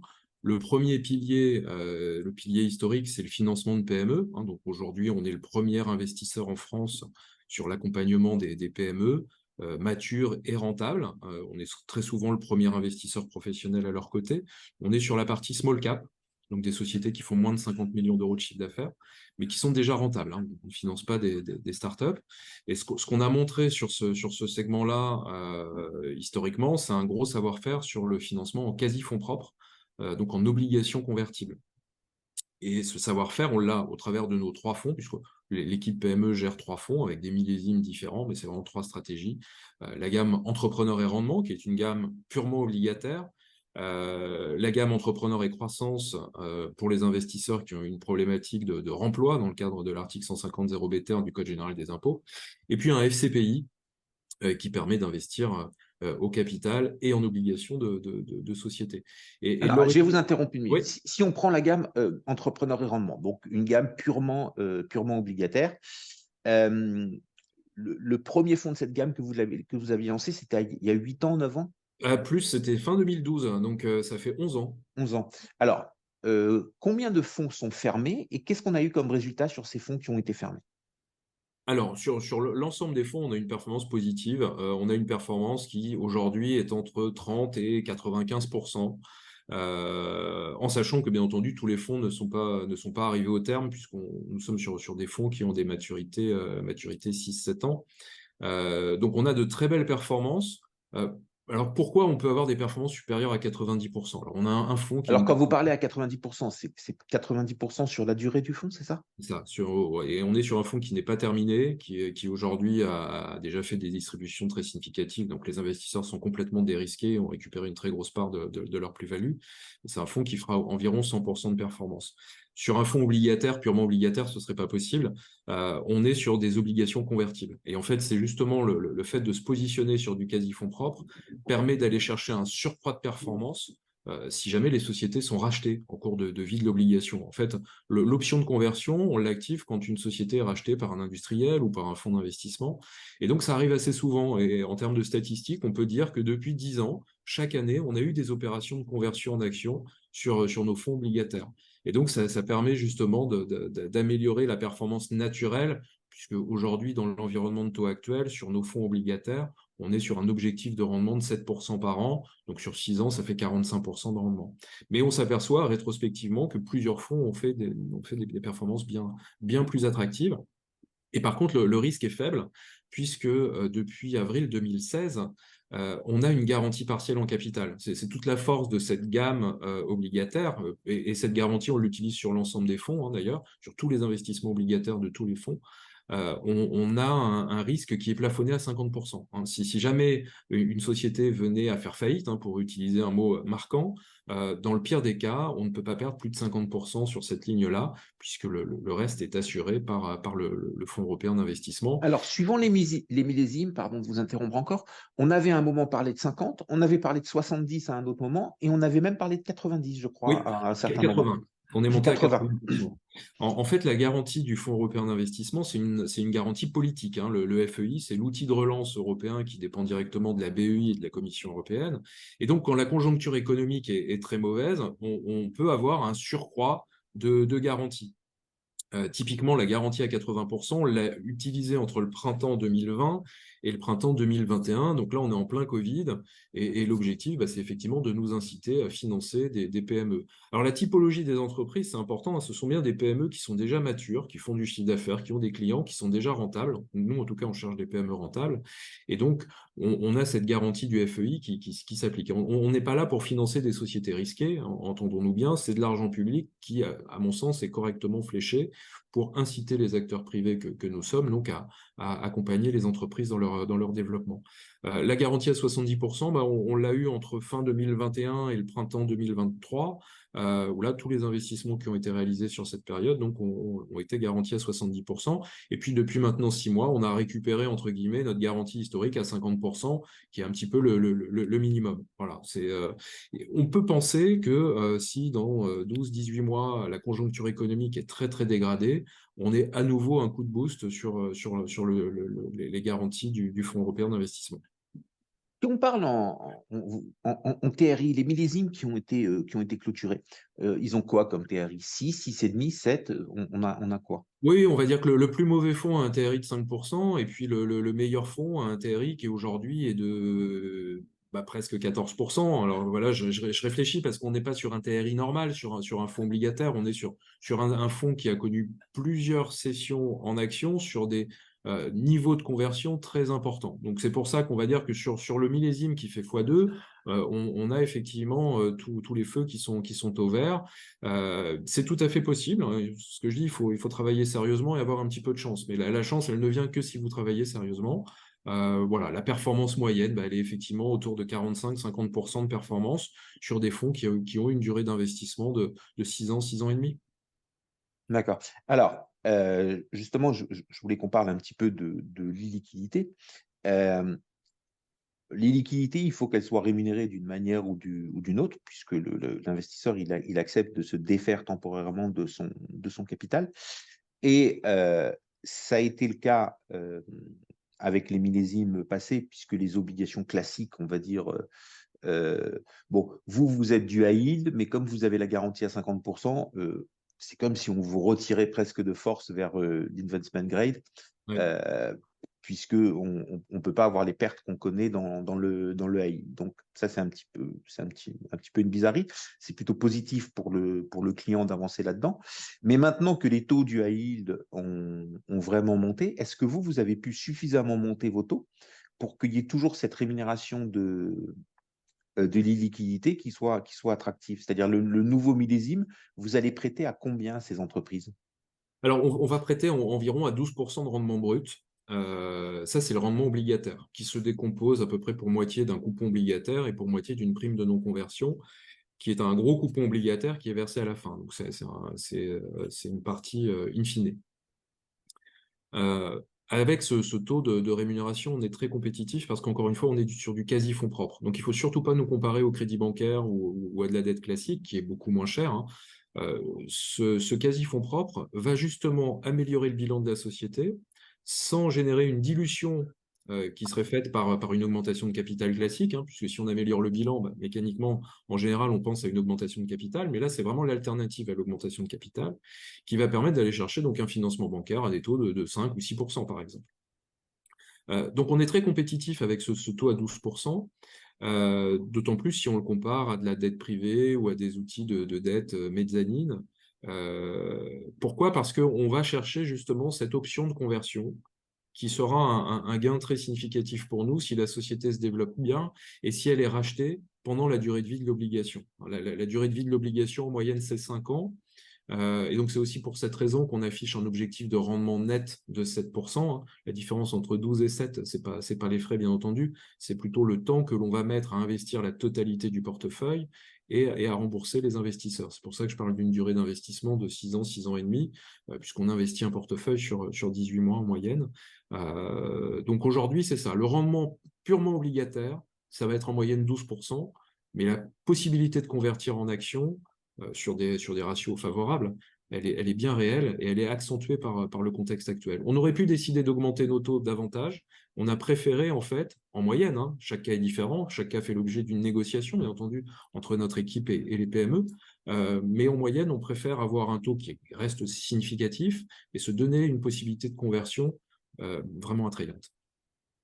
Très bien. Et alors, on va partir de ces 12%. Vous prenez combien de frais sur ces 12%? Bon, je sais que vous avez plusieurs parts réservées à plusieurs catégories de gens. Alors, on va prendre la part la plus chère, donc qui est réservée aux plus petits des clients, qui sont toujours ceux, pas malheureusement, mais parce que c'est comme ça le jeu financier, qui ont les parts avec le plus de frais pour gérer justement des petits montants. Tout à fait. La part la plus chargée en frais, elle est à 2,45% de frais de gestion par an. Donc, c'est des frais qui sont tout à fait normaux. Et par contre, on réduit les frais fortement pour les parts I, accessibles à partir de 500 000 euros, et il y a une part intermédiaire à 200 000 euros. Donc 2,45% par an de frais de gestion, et il faut ajouter environ 0,5% de frais administratifs divers, qui sont les frais de commissaire aux comptes, les frais de dépositaire, de valorisateur, et les frais de garantie du Fonds européen d'investissement, puisque cette garantie, elle coûte très peu cher, mais il y a quand même un petit coût. Donc voilà ce qu'on peut dire sur les frais du fonds. Donc, on fait 12, on fait 12 auxquels vous prêtez, on enlève ces 3, on arrive à 9. Donc, vous avez une formule où on peut bien sûr acheter sur son compte en banque, on peut acheter dans un contrat d'assurance vie, mais on peut aussi la posséder en nominal pur chez vous, et là, c'est gratuit. C'est ça, exactement, tout à Voilà. fait. Donc, on arrive de ces 12, on arrive à 9. En bonus, on a éventuellement les conversions qui peuvent ramener un petit peu plus de sous. Et en malus, si j'ai bien compris, la seule chose qu'on a, c'est les défauts. Ou est-ce qu'il peut y avoir d'autres malus? Alors non, effectivement. Alors en malus, il y a l'effet du temps qui passe. C'est ce que j'indiquais, hein. Le portefeuille n'est pas pleinement investi du premier au dernier jour, hein. On investit sur une durée de 18 mois, donc on touche les remboursements sur une durée de 18 mois également. Donc le rendement, on va le toucher sur 5 ans, et la durée de vie moyenne du fonds, c'est 6 ans et demi. Et donc sur cette période-là, alors aujourd'hui, on est sur des SICAV monétaires en attendant d'investir, donc bon, ça rapporte 4%, c'est pas mal. Il y a quelques années, on avait des taux de rendement négatifs, bien entendu, puisque le dépositaire nous facturait les dépôts qui étaient sur le fonds. Donc, ça pénalise légèrement la performance sur quelques trimestres, mais non, c'est pas extrêmement significatif. Donc, le seul risque du fonds, vous l'avez dit, hein, c'est le défaut des entreprises. On maîtrise parfaitement ce risque, c'est un risque microéconomique, on n'est pas sur un risque financier. Il y a bien entendu, ces obligations ne sont pas cotées en bourse, hein, c'est vraiment de l'argent qui est prêté directement aux PME françaises pour qu'elles se développent, hein, pour favoriser le développement et la croissance. Donc à partir du moment où ce risque est bien identifié, c'est beaucoup plus facile de le gérer. Je vais vous donner quand même un chiffre qui est intéressant, c'est notre taux de défaut, hein, depuis qu'on a fait le premier fonds, hein, donc fin 2012, on a un taux de défaut qui est inférieur à 3%. Donc effectivement, financer des PME n'est pas une activité sans risque. Il y a du défaut, il y a quelques sociétés qui font faillite. Pour autant, ce n'est pas une activité extrêmement risquée non plus. Sur ces 11 dernières années, On a eu des périodes de taux d'intérêt beaucoup plus élevés que ce qu'on connaît aujourd'hui. Les taux d'intérêt étaient plus élevés en 2013 que ce qu'ils ne sont aujourd'hui. Et puis, on a eu une période de taux à zéro. On a eu donc différents cycles économiques, cycles financiers dans notre gestion. Et force est de constater que ça fonctionne plutôt bien. Oui. Et en sachant que cette garantie du FEI, elle est vraiment là pour écraser le risque. Elle est là pour écraser un risque extrême. Un risque macroéconomique qui serait semblable à ce qu'on a connu en 2008 ou que ce que certains ont connu en 1929, en sachant que bien entendu chaque risque financier est différent. Peut-être qu'on connaîtra, et même probablement on connaîtra des choses extrêmes qu'on n'a jamais connues. Cette garantie du Fonds européen d'investissement, elle est là pour protéger contre ce risque extrême. C'est vraiment ça. D'accord. OK. Bon, on a fait le tour de ce fonds. On le connaît bien. Et donc, chaque année, vous avez un millésime Oui, avec une fenêtre qui s'ouvre, une fenêtre qui se ferme. Mais quand la fenêtre se ferme, ben, quelques semaines après, une nouvelle fenêtre s'ouvre avec un nouveau millésime. Et c'est comme c'est ça ça. que vous procédez. Là, on vient de lancer le FCPR Entrepreneur et Rendement numéro 8. Alors, numéro 8 parce qu'on a changé de nom en cours de route, mais c'est bien le 11e millésime. Le fonds est ouvert à la commercialisation jusqu'au 30 septembre 2024. Donc, on a 9 mois de période de commercialisation. Et puis, le millésime numéro 9 prendra la suite, effectivement, à l'automne 2024. On a effectivement ce rythme de collecte. On collecte les capitaux et ensuite on investit. Voilà. En général, on commence à investir quelques semaines ou quelques mois avant la fin de période de collecte. Mais on commence d'abord par collecter les capitaux pour ensuite prêter aux entreprises. Alors, deuxième fonds, c'est un fonds immobilier, en fin de compte, où vous prêtez de l'argent, soit à des promoteurs, soit à des marchands de biens. Et ces gens-là bâtissent, construisent, rénovent, structurent et restructurent, puis ils vendent. Et si tout se passe bien, ils vous rendent vos sous et les intérêts. Alors, ce fonds, il a une particularité, c'est qu'il est ouvert. C'est-à-dire qu'on y rentre et on y sort assez librement. Il y a une petite obligation d'y rester un certain temps, et ensuite il y a un petit peu de pénalité. Vous nous expliquerez ça tout à l'heure. Mais en tout cas, il n'a pas l'illiquidité forte du non-coté et de la dette privée. Ce fonds, il est également aussi disponible en compte titre, en nominatif pur chez vous ou dans un contrat d'assurance vie. Et ah non, ce fonds-là, il n'est pas disponible dans les contrats d'assurance vie français, n'est-ce pas? Il est Pas disponible dans les français, contrats d'assurance vie luxembourgeois, oui. luxembourgeois, Voilà. voilà, mais pas dans les contrats d'assurance vie français. Et là, la dernière réunion qu'on a fait ensemble, vous prêtez autour de 13, et le résultat du fonds à ce jour, il est plutôt autour de 6, 6,5. C'est ce que vous nous expliquez. Oui, Et le rendement brut du portefeuille aujourd'hui, c'est 10,85. Le rendement. 10,85, et on arrive à 6,5 en réalité pour le client. Oui. Alors, nos clients, ils ont bien l'habitude de la dette immobilière, entre guillemets, puisqu'on travaille beaucoup avec des plateformes, donc ils connaissent bien le sujet. Essayons plutôt d'expliquer comment on passe de 10,80 à 6,5. Pourquoi 6,5 peut être un sujet de satisfaction éventuelle, et pourquoi il faudrait aborder pour les clients pour lesquels ce n'est pas suffisant ce sujet différemment, et est-ce que vous pensez un jour ou l'autre l'aborder sur une manière différente, vous aussi, comme par exemple les plateformes le font? Est-ce que c'est une idée à laquelle vous avez réfléchi aussi d'y aller comme les plateformes, projet après projet, et non pas en fond? Alors, pourquoi est-ce que je vous dis ça, d'y aller projet après projet?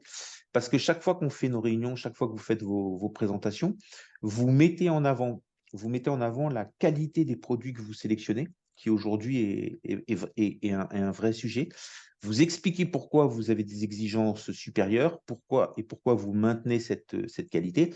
Et après, bien sûr, c'est ce que je vais vous demander là, maintenant, donc je ne vais pas vous spolier, vous expliquez pourquoi on passe de 10,80 à 6,5 et quelles sont les mécaniques qui ralentissent ça. Et c'est pour ça que ma question était, pourquoi est-ce que vous ne feriez pas une plateforme un jour où on aurait peut-être moins ces mécaniques qui tendent à rabaisser la réalité du rendement? Voilà, c'est à vous, Sébastien. Très bien, merci Bernard. Alors, je vais répondre par la fin, dire qu'effectivement, on n'a pas du tout vocation à devenir une plateforme et à présenter nos projets parce qu'il y en a beaucoup qui existent sur le marché, qui font ça très bien et c'est pas du tout le même métier. Nous, effectivement, on est une société de gestion. On a créé ce pôle d'investissement en 2019 sur ce savoir-faire immobilier. Rien à voir avec la partie financement de PME. C'est très différent de financer un projet immobilier ou d'accompagner une PME sur 5 ans. Donc, on a une équipe dédiée. On a aujourd'hui un seul fonds. On est en train de réfléchir au lancement d'un deuxième fonds, donc j'en parlerai effectivement tout à l'heure. Donc, un fonds qui finance les projets uniquement en obligation, ça a été dit. À la différence des plateformes et que ce que certains peuvent connaître, c'est que nous, par contre, les coupons sont versés tous les trimestres, ce qui permet effectivement de ne pas avoir de risque de s'embarquer sur 2-3 ans avec des coupons in fine qui, in fine, parfois sont pas payés. Là, les coupons sont réellement payés cash tous les trimestres et le nominal est remboursé au terme de l'obligation. Alors, on est sur un fonds perpétuel. Donc, on peut effectivement rentrer quand on le souhaite. On peut également sortir quand on le souhaite, moyennant des fenêtres de liquidité. Fenêtre de liquidité, ça veut dire qu'il y a un préavis et qu'en gros, il faut compter entre 3 et 6 mois pour récupérer ses capitaux. C'est une liquidité qui est proche de l'immobilier. Si demain, vous souhaitez vendre un bien physique, un appartement, une maison, vous n'aurez pas le montant de la vente sur le compte bancaire avant environ 3 mois. Bien là, sur le FCPR immobilier, c'est la même chose. L'intérêt d'être sur un fonds perpétuel, c'est que quand on investit, on n'a pas cette courbe en J, on profite immédiatement de tous les investissements qui ont été faits par le passé, et aujourd'hui, on a plus de 70 projets immobiliers qui sont en portefeuille. Des projets qui sont situés en France ou en Europe du Nord. Le Luxembourg, on en parlait tout à l'heure avec Maël, on est également présent au Danemark ou en Suède, donc ça permet d'avoir une exposition assez intéressante, et on a ciblé des pays avec une démographie très dynamique, et même plus que des pays, des zones, des métropoles qui connaissent une très forte croissance. Donc effectivement, sur certains marchés, ça a ralenti, mais compte tenu de notre exposition et de notre diversification et de nos règles de gestion, ça c'est important, aujourd'hui on affiche de belles performances. On a un promoteur qui a fait défaut au Luxembourg, c'est le seul promoteur parmi les 18, on en a 18 au total, promoteurs et marchands de biens qui composent le fonds, et on ne finance bien que des projets immobiliers, et pas des marchands ou des promoteurs au niveau corporate. Donc on sélectionne les projets et bien entendu la solidité des promoteurs. Aujourd'hui, pour vous faire un petit état de situation à date, puisque le marché immobilier pose question, et c'est parfaitement normal, aujourd'hui, on a un promoteur qui est en retard dans le paiement de ses coupons. Voilà, un seul promoteur sur les 18. C'est le même qui a fait défaut ou c'est un autre? Non, c'est un autre. Celui Un qui a autre. fait défaut, on le met à part. Et au demeurant, sur celui qui a fait défaut, je précise quand même qu'on a des garanties hypothécaires de premier rang sur tous les terrains des différents projets que l'on a financés, que ça représente un peu plus de 4% du fonds. Donc, on est sur un fonds qui aujourd'hui fait presque 120 millions d'euros.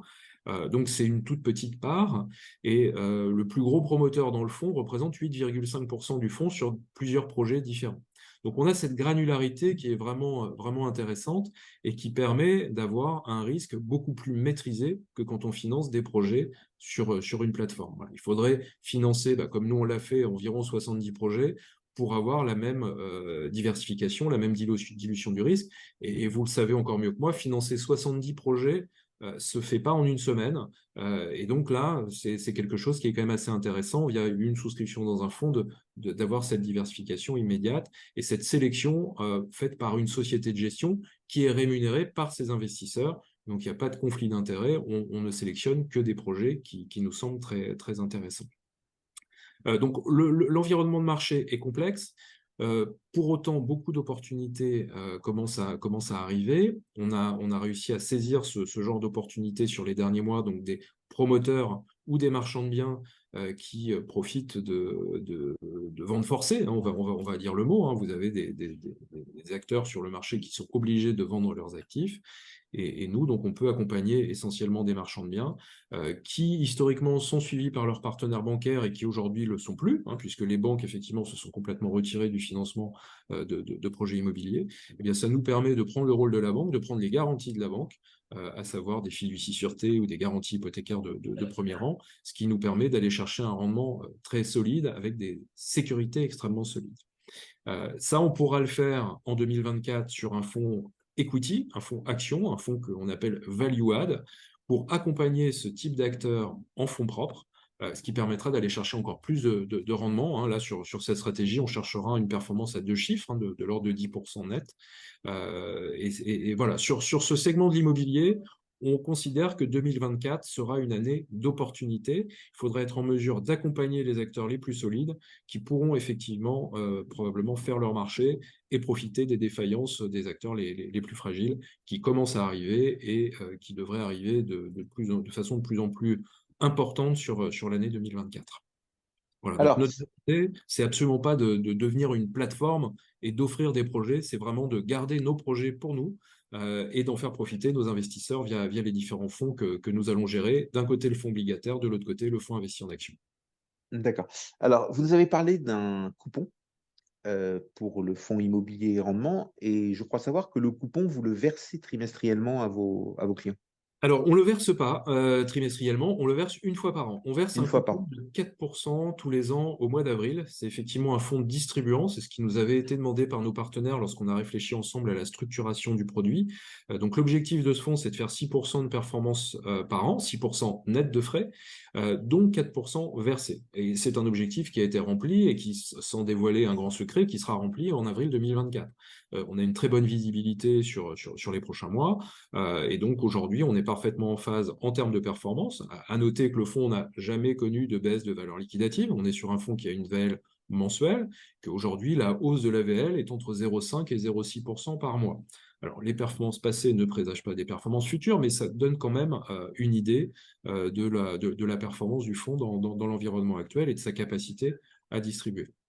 Pour revenir sur votre question, parce que je m'étais un petit peu perdu en cours de route, la différence entre les 10,85 de rendement brut et les 6% de rendement net tiennent pour partie aux frais de gestion, bien entendu, mais à la poche de cash qui n'est pas investi. Aujourd'hui, dans le fonds, on a 15% qui est investi en monétaire, qui n'est pas investi. Alors, c'est un choix de gestion. On pourrait tout à fait avoir un portefeuille investi à 95%. On a structurellement 5% de liquidité, c'est ce que demande l'AMF. Mais aujourd'hui, on a 15% de liquidités qui sont en attente d'investissement sur des projets qui rempliront tous nos critères en termes de sécurité. On fait un gros focus sur la sécurité, sur les garanties que l'on a en face d'un projet. Pour nous, c'est le plus important. Aller chercher 12, 13, 15, 16% de performance, entre guillemets, peu importe. Ce qui va nous conforter dans notre choix, c'est la sécurité que l'on aura en face de ce rendement obligataire. Comment vous faites pour gérer les liquidités? Parce que bon, là, vous avez 15%. Demain, s'il y a des gens qui viennent, qui investissent via les différents canaux de distribution que vous avez, ça va faire monter vos liquidités puisque les projets ne vont pas arriver en même temps. Et Alors, surtout si vous ne souhaitez pas dégrader la qualité. Tout à fait. Historiquement, on maîtrise très bien notre collecte. Et ce qu'on a dit au début, c'est que le fonds n'était pas référencé en assurance vie de droit français, où là, vous ne maîtrisez plus la collecte. Et c'était parfaitement volontaire de notre part. Comme je le disais, ce fonds fait 120 millions d'euros. Il a été lancé, la collecte a débuté en janvier 2020. Et on n'a pas souhaité être référencé en assurance vie pour maîtriser la collecte. Aujourd'hui, on reste en collecte nette positive chaque mois. Cette collecte, elle est relativement modeste, elle est moins forte qu'elle ne l'était il y a 18 mois par exemple, mais c'est parfaitement voulu. Aujourd'hui, en termes d'activité commerciale chez Entrepreneur Invest vis-à-vis de nos partenaires, puisqu'on ne travaille qu'avec des partenaires distributeurs, des conseillers en gestion de patrimoine, des family office, des banquiers privés, on met davantage l'accent sur d'autres types de produits qui nous semblent beaucoup plus pertinents dans l'environnement actuel, qui offrent un excellent rapport rendement-risque. Le fonds entrepreneur et immobilier, c'est le seul fonds distribuant de la gamme. C'est un fonds qui effectivement est liquide sans aucune pénalité au-delà de 3 ans. Donc, il a des avantages. Et pour un investisseur qui a ce type de problématique patrimoniale, c'est extrêmement adapté. Pour autant, en termes d'opportunités, aujourd'hui, on a d'autres choses dans la gamme. Et le fait d'avoir justement cette gamme très, très large en termes d'offres de private equity au niveau global, nous permet de mettre l'accent sur une ou l'autre des stratégies. Et aujourd'hui, sur le fonds entrepreneur et immobilier, on est assez content d'avoir cette poche de liquidité, on est assez content de collecter des capitaux tous les mois, mais on ne veut pas collecter 4 ou 5 millions par mois en ce moment. Voilà. Donc, c'est parfaitement assumé de notre part et on maîtrise bien notre collecte. C'est une excellente question parce que on peut, ça a peut-être été évoqué dans l'une de vos émissions, mais on peut quand même questionner la collecte très importante qui a pu être enregistrée sur certains fonds immobiliers référencés en assurance vie il y a 12-18 mois, voire même 2-3 ans, qui les ont conduits à investir dans de très mauvaises conditions. Nous, on a une collecte qui est maîtrisée, ce qui nous permet d'être très contents de tous les actifs qu'on a pu mettre en portefeuille. Voilà. On n'a jamais été obligé d'investir, et aujourd'hui, on ne se sent pas du tout obligé d'investir, en sachant qu'un investissement moyen pour nous, c'est environ 5 millions d'euros. Donc, en fait, on pourrait investir dans 2 opérations pour réduire notre poche de cash au minimum qui est de 5%. Donc, ça peut paraître élevé aujourd'hui, mais en fait, ça peut être comblé très rapidement si on rencontre un projet qui remplit tous nos critères. Donc là, pour être très clair et pour être très simple, si vous n'investissez pas aujourd'hui, c'est parce que vous n'avez pas de marchandises de qualité suffisante pour investir, c'est ça? Alors, on est en train de regarder un projet qui se situe dans les Alpes françaises et peut-être que cette poche de cash va se réduire de façon significative d'ici la fin du mois. Donc, je ne peux pas dire qu'on n'a pas de matière, mais en tout cas, on est effectivement très, très vigilant. Le dernier Je investissement... vais poser ma question autrement. Vous êtes en train de voir un projet, mais vous n'avez pas 3 projets que vous regardez, et donc on est sûr que dans un mois et demi, ce sera investi. Alors, très clairement, on regarde des projets toutes les semaines. Des projets sur lesquels on va passer plus d'un mois, ce qui est le cas du projet qui se situe dans les Alpes. Effectivement, il n'y en a pas beaucoup, parce que les projets, on les regarde, on a un deal flow qui est abondant. Il faut bien avoir en tête que la plupart des projets qu'on voit sur les plateformes de crowdfunding, on les voit avant, en fait. Hein. Les brokers n'hésitent pas à nous envoyer les dossiers. Nous, on a un réseau propriétaire au niveau européen, donc on reçoit beaucoup de dossiers. Par contre, un dossier qui remplit tous nos critères en termes de sécurité, effectivement, n'est pas un dossier très, très fréquent. Et aujourd'hui, on préfère prendre le temps de l'analyse, le temps du déploiement, pour être très confort lorsqu'on fait un investissement. C'est vraiment ça qu'on va chercher. On ne cherche pas à investir à tout prix très, très rapidement. C'est absolument pas notre vision des choses. D'autant plus qu'encore une fois, on peut déployer les capitaux très très vite. Si jamais la collecte venait à rebondir de manière très significative, à ce moment-là, on pourrait effectivement accélérer aussi nos investissements. Aujourd'hui, on considère qu'il vaut mieux être patient. On n'a pas fait d'investissement, pour vous dire, entre mars et septembre. Voilà. Le fait d'être rémunéré par ses clients nous permet d'être très serein par rapport à ça. Bien entendu, sur toutes les plateformes de crowdfunding, vous avez eu des dossiers toutes les semaines sur cette période-là. Nous, on en a analysé aussi toutes les semaines, mais on a considéré que l'ensemble des ingrédients n'y étaient pas. Et donc, c'est pour ça qu'aujourd'hui, on peut se permettre d'être, tout en restant prudent, mais d'être un petit peu plus constructif sur les marchés immobiliers. C'est qu'on n'a vraiment pas investi sur l'année 2023, on a très peu investi, on n'a pas investi dans des choses risquées. Voilà, on est vraiment très content de ce qu'on a pu faire sur les derniers mois et de ce qu'on regarde en ce moment. D'accord. OK. Alors, on s'arrête sur ces 2 sujets et maintenant, on va passer à votre nouveau produit, donc pas si nouveau que ça, mais en tout cas le dernier né de la gamme. Donc, private equity en second marché. Oui, effectivement. Allez, Alors, c'est à vous. le troisième pilier d'Entrepreneur Invest, c'est une activité de multigestion qui permet de construire des stratégies qui vont répondre à des besoins qu'on ne peut pas adresser en direct via notre équipe immobilier ou via notre équipe PME.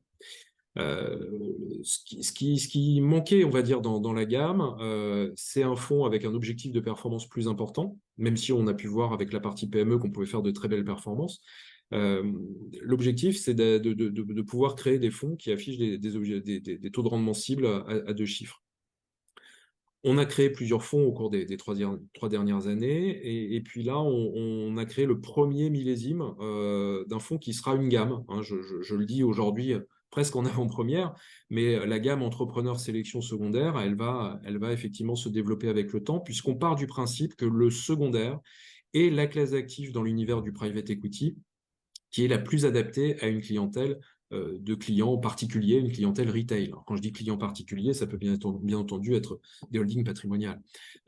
Pourquoi? Parce que nous sommes sur une stratégie avec un horizon d'investissement qui n'est pas trop long, on va dire entre 6 et 8 ans, un risque qui est largement réduit par rapport aux fonds primaires, j'y reviendrai, et une diversification extrêmement importante. Or, aujourd'hui, dans l'univers du private equity, Ce qui va rebuter un client, c'est un horizon d'investissement très souvent supérieur à 10 ans, et c'est un risque important puisque quand vous faites du private equity sur un fonds, vous allez être exposé à une quinzaine de sociétés, peut-être une vingtaine, mais rarement plus. Donc l'intérêt du secondaire, il est là, et l'intérêt de le faire en multigestion, il est là, c'est de multiplier les expertises, de réduire le risque et d'optimiser, on va dire, le rapport rendement-risque sur une durée d'investissement assez courte. Donc, je vous interromps une minute. Donc, vous avez un fonds qui est un fonds de fonds, en réalité, puisque vous rachetez des fonds en secondaire. Donc, si Alors on non, a... on investit dans des gérants qui sont spécialisés justement dans ce rachat de fonds. D'accord, donc en fin de compte, le rachat de secondaire ne passe pas par vous. Vous vous adressez à des gérants de secondaire et vous achetez leurs fonds et vous équilibrez votre propre fonds comme ça, c'est ça? C'est exactement ça. En fait, le secondaire, c'est acheter des fonds primaires 4-5 ans après leur émission. En fait, vous avez les principaux investisseurs dans le private equity, pour refaire l'histoire dans l'ordre, les principaux investisseurs dans le private equity dans le monde, ce sont des institutionnels, des fonds de pension, des assureurs. Ils prennent un engagement dans un fonds de private equity auprès de différents gérants, des grands gérants, des moins grands gérants, sur des durées d'investissement qui vont être de 10 à 15 ans, on va dire. En général, c'est une douzaine d'années. Sauf que cet investisseur institutionnel, à un moment donné, peut changer d'avis, peut être contraint pour des questions réglementaires d'alléger ses positions en termes de private equity. Et comme on est sur un actif non coté, bien entendu, c'est pas comme vendre une action, hein, vous n'avez pas à appuyer sur un bouton. Il faut trouver une contrepartie à l'achat. Et donc c'est pour ça que sur le marché secondaire, sont nés quelques gérants qui sont spécialisés sur cette classe d'actifs. Alors, à l'échelle mondiale, le marché secondaire, donc les transactions de gré à gré entre ces institutionnels et ces acheteurs spécialisés, c'est entre 120 et 140 milliards de dollars. Ça représente 1% du marché primaire. Donc, c'est un tout petit marché en termes de pourcentage, mais en termes de montant, ce sont quand même des volumes significatifs. Il faut savoir que les 35 plus gros acteurs sur ce marché secondaire font plus de 90% du marché. Pourquoi? Parce qu'un fonds de pension qui veut vendre un portefeuille de 100 ou 200 millions, puisqu'on est souvent sur ces transactions-là, il doit quand même se tourner vers des investisseurs qui ont les reins solides. Et donc, ça nécessite d'avoir des gros fonds, d'avoir des acteurs qui sont assez identifiés sur le marché. Et donc, c'est pour ça qu'une fois qu'on a identifié l'intérêt du marché secondaire, difficile d'y aller tout seul, ce serait assez présomptueux. Et il vaut mieux se tourner vers les grands gérants institutionnels qui font ce métier depuis des années, depuis des décennies, et qui affichent un historique de rendement extrêmement performant.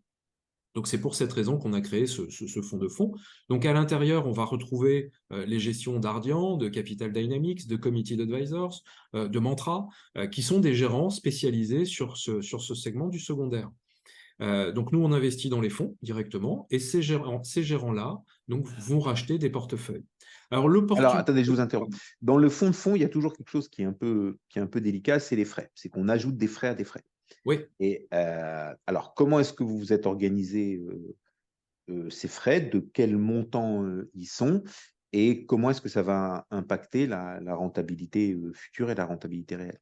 Bien sûr. Alors, on investit dans des fonds qui sont des fonds institutionnels, qui sont accessibles à partir de 5 millions d'euros en général.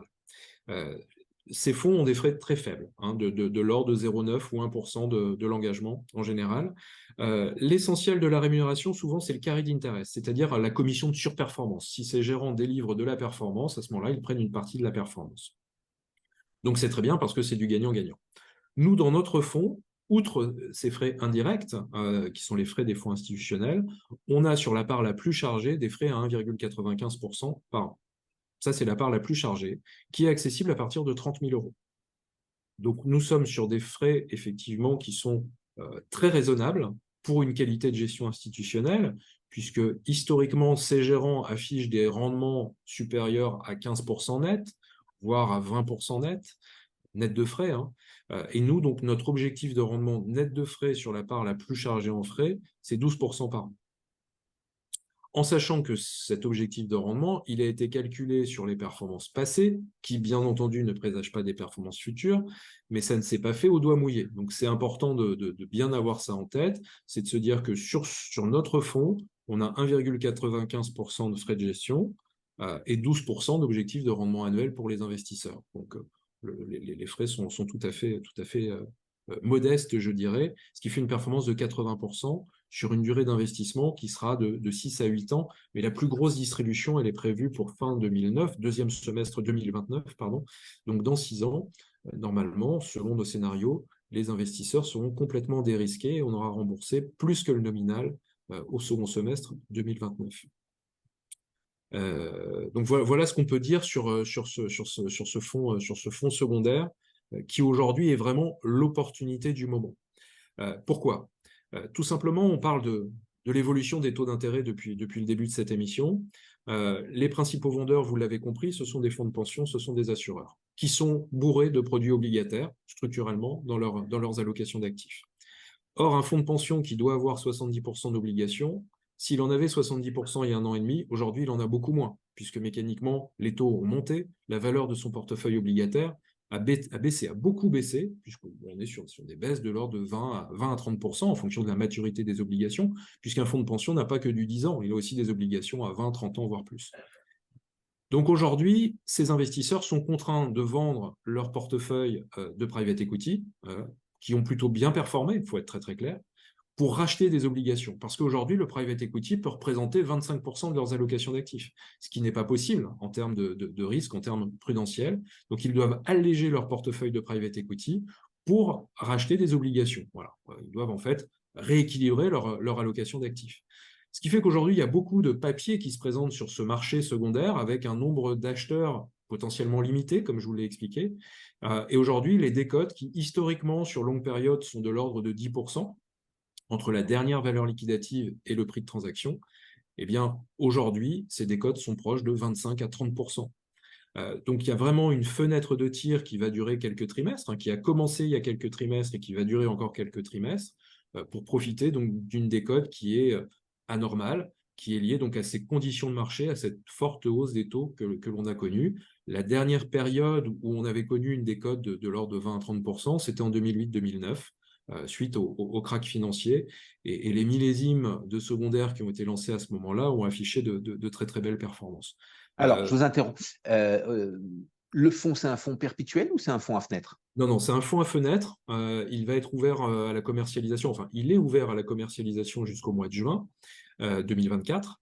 Il est aujourd'hui référencé dans plusieurs compagnies d'assurance vie françaises. Il est bien entendu disponible dans les compagnies d'assurance vie luxembourgeoises et il est également disponible en direct, en nominatif pur ou en nominatif administré. Très bien.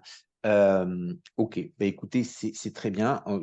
Je regarde l'heure, on a largement dépassé notre temps, donc on va se faire engueuler par la régie. On va clôturer l'émission. Elle était riche, elle était dense. On vous fera revenir pour parler uniquement de ce fonds, donc cette fois-ci sur un modèle plus court, pour parler uniquement de ce fonds, ses modalités, la façon dont il souscrit, quelles assurances vie, quelles choses comme ça. C'est quelque chose sur lequel on va travailler ensemble. On a de très bonnes remontées des clients. Bon, on a consacré notre fin d'année à d'autres sujets et on ne peut pas tout faire. Est-ce que vous voulez conclure sur un sujet spécifique ou dire quelque chose qui vous tient à cœur sur vos métiers, sur vos branches de métiers, une chose qu'on n'aurait peut-être pas abordée? Alors, on a abordé beaucoup de choses, mais je dirais qu'effectivement, dans l'univers du private equity, on est sur le temps long. On donne du temps au temps, que ce soit sur la stratégie secondaire, que ce soit sur la stratégie PME en direct, que ce soit sur le financement de projets immobiliers. On a effectivement du temps devant nous et en général, cette relative illiquidité sur les produits, puisqu'en fonction des produits, c'est plus ou moins liquide, elle est rémunérée. Et ça, j'insiste là-dessus. Vous avez aujourd'hui la possibilité, alors c'est valable dans les produits Entrepreneur Invest comme dans d'autres produits, quand vous renoncez à la liquidité sur une partie de vos investissements, c'est bien pour aller chercher un surcroît de rendement. Et aujourd'hui, je vous confirme que, comme très très souvent, vous avez un surcroît de rendement lorsque vous acceptez de bloquer vos capitaux, d'immobiliser ces capitaux pendant quelques années. Et c'est quand même quelque chose de relativement facile à appréhender. Autant c'est très compliqué quand on est investisseur de se dire j'ai un profil équilibré, mais on sait que si on investit en bourse et que potentiellement ça peut baisser de 15 ou 20%, on se dit que finalement j'étais plus prudent qu'équilibré. Autant si on dit que je bloque mes capitaux pendant 6 ans ou pendant 8 ans, au moins c'est très clair dès le début et il n'y a pas d'ambiguïté par rapport à ça. Et je trouve que c'est un des gros atouts de notre classe d'actifs, c'est de pouvoir globalement bien maîtriser le risque et surtout de bien maîtriser le blocage des capitaux qui est dans le contrat initial. Donc effectivement, on ne peut pas investir de l'argent dont on a besoin dans 1 an ou 2, mais si on se donne du temps sur une durée d'investissement de moyen terme, ça permet d'aller chercher une très belle rémunération dans des conditions de risque qui sont souvent parfaitement maîtrisées. Merci beaucoup. Merci beaucoup pour ce partage. Merci beaucoup d'être venu. Écoutez, vous étiez notre dernière émission de l'année, donc même si on est encore un peu loin, je vais vous souhaiter de joyeuses fêtes, un joyeux Noël et une très bonne année, voilà, professionnellement et pour vous à titre personnel aussi. Merci beaucoup, Bernard. Sébastien, et à très bientôt. Au revoir. Passez une joyeuse fête de fin d'année. À bientôt. La French Radio. Portugal.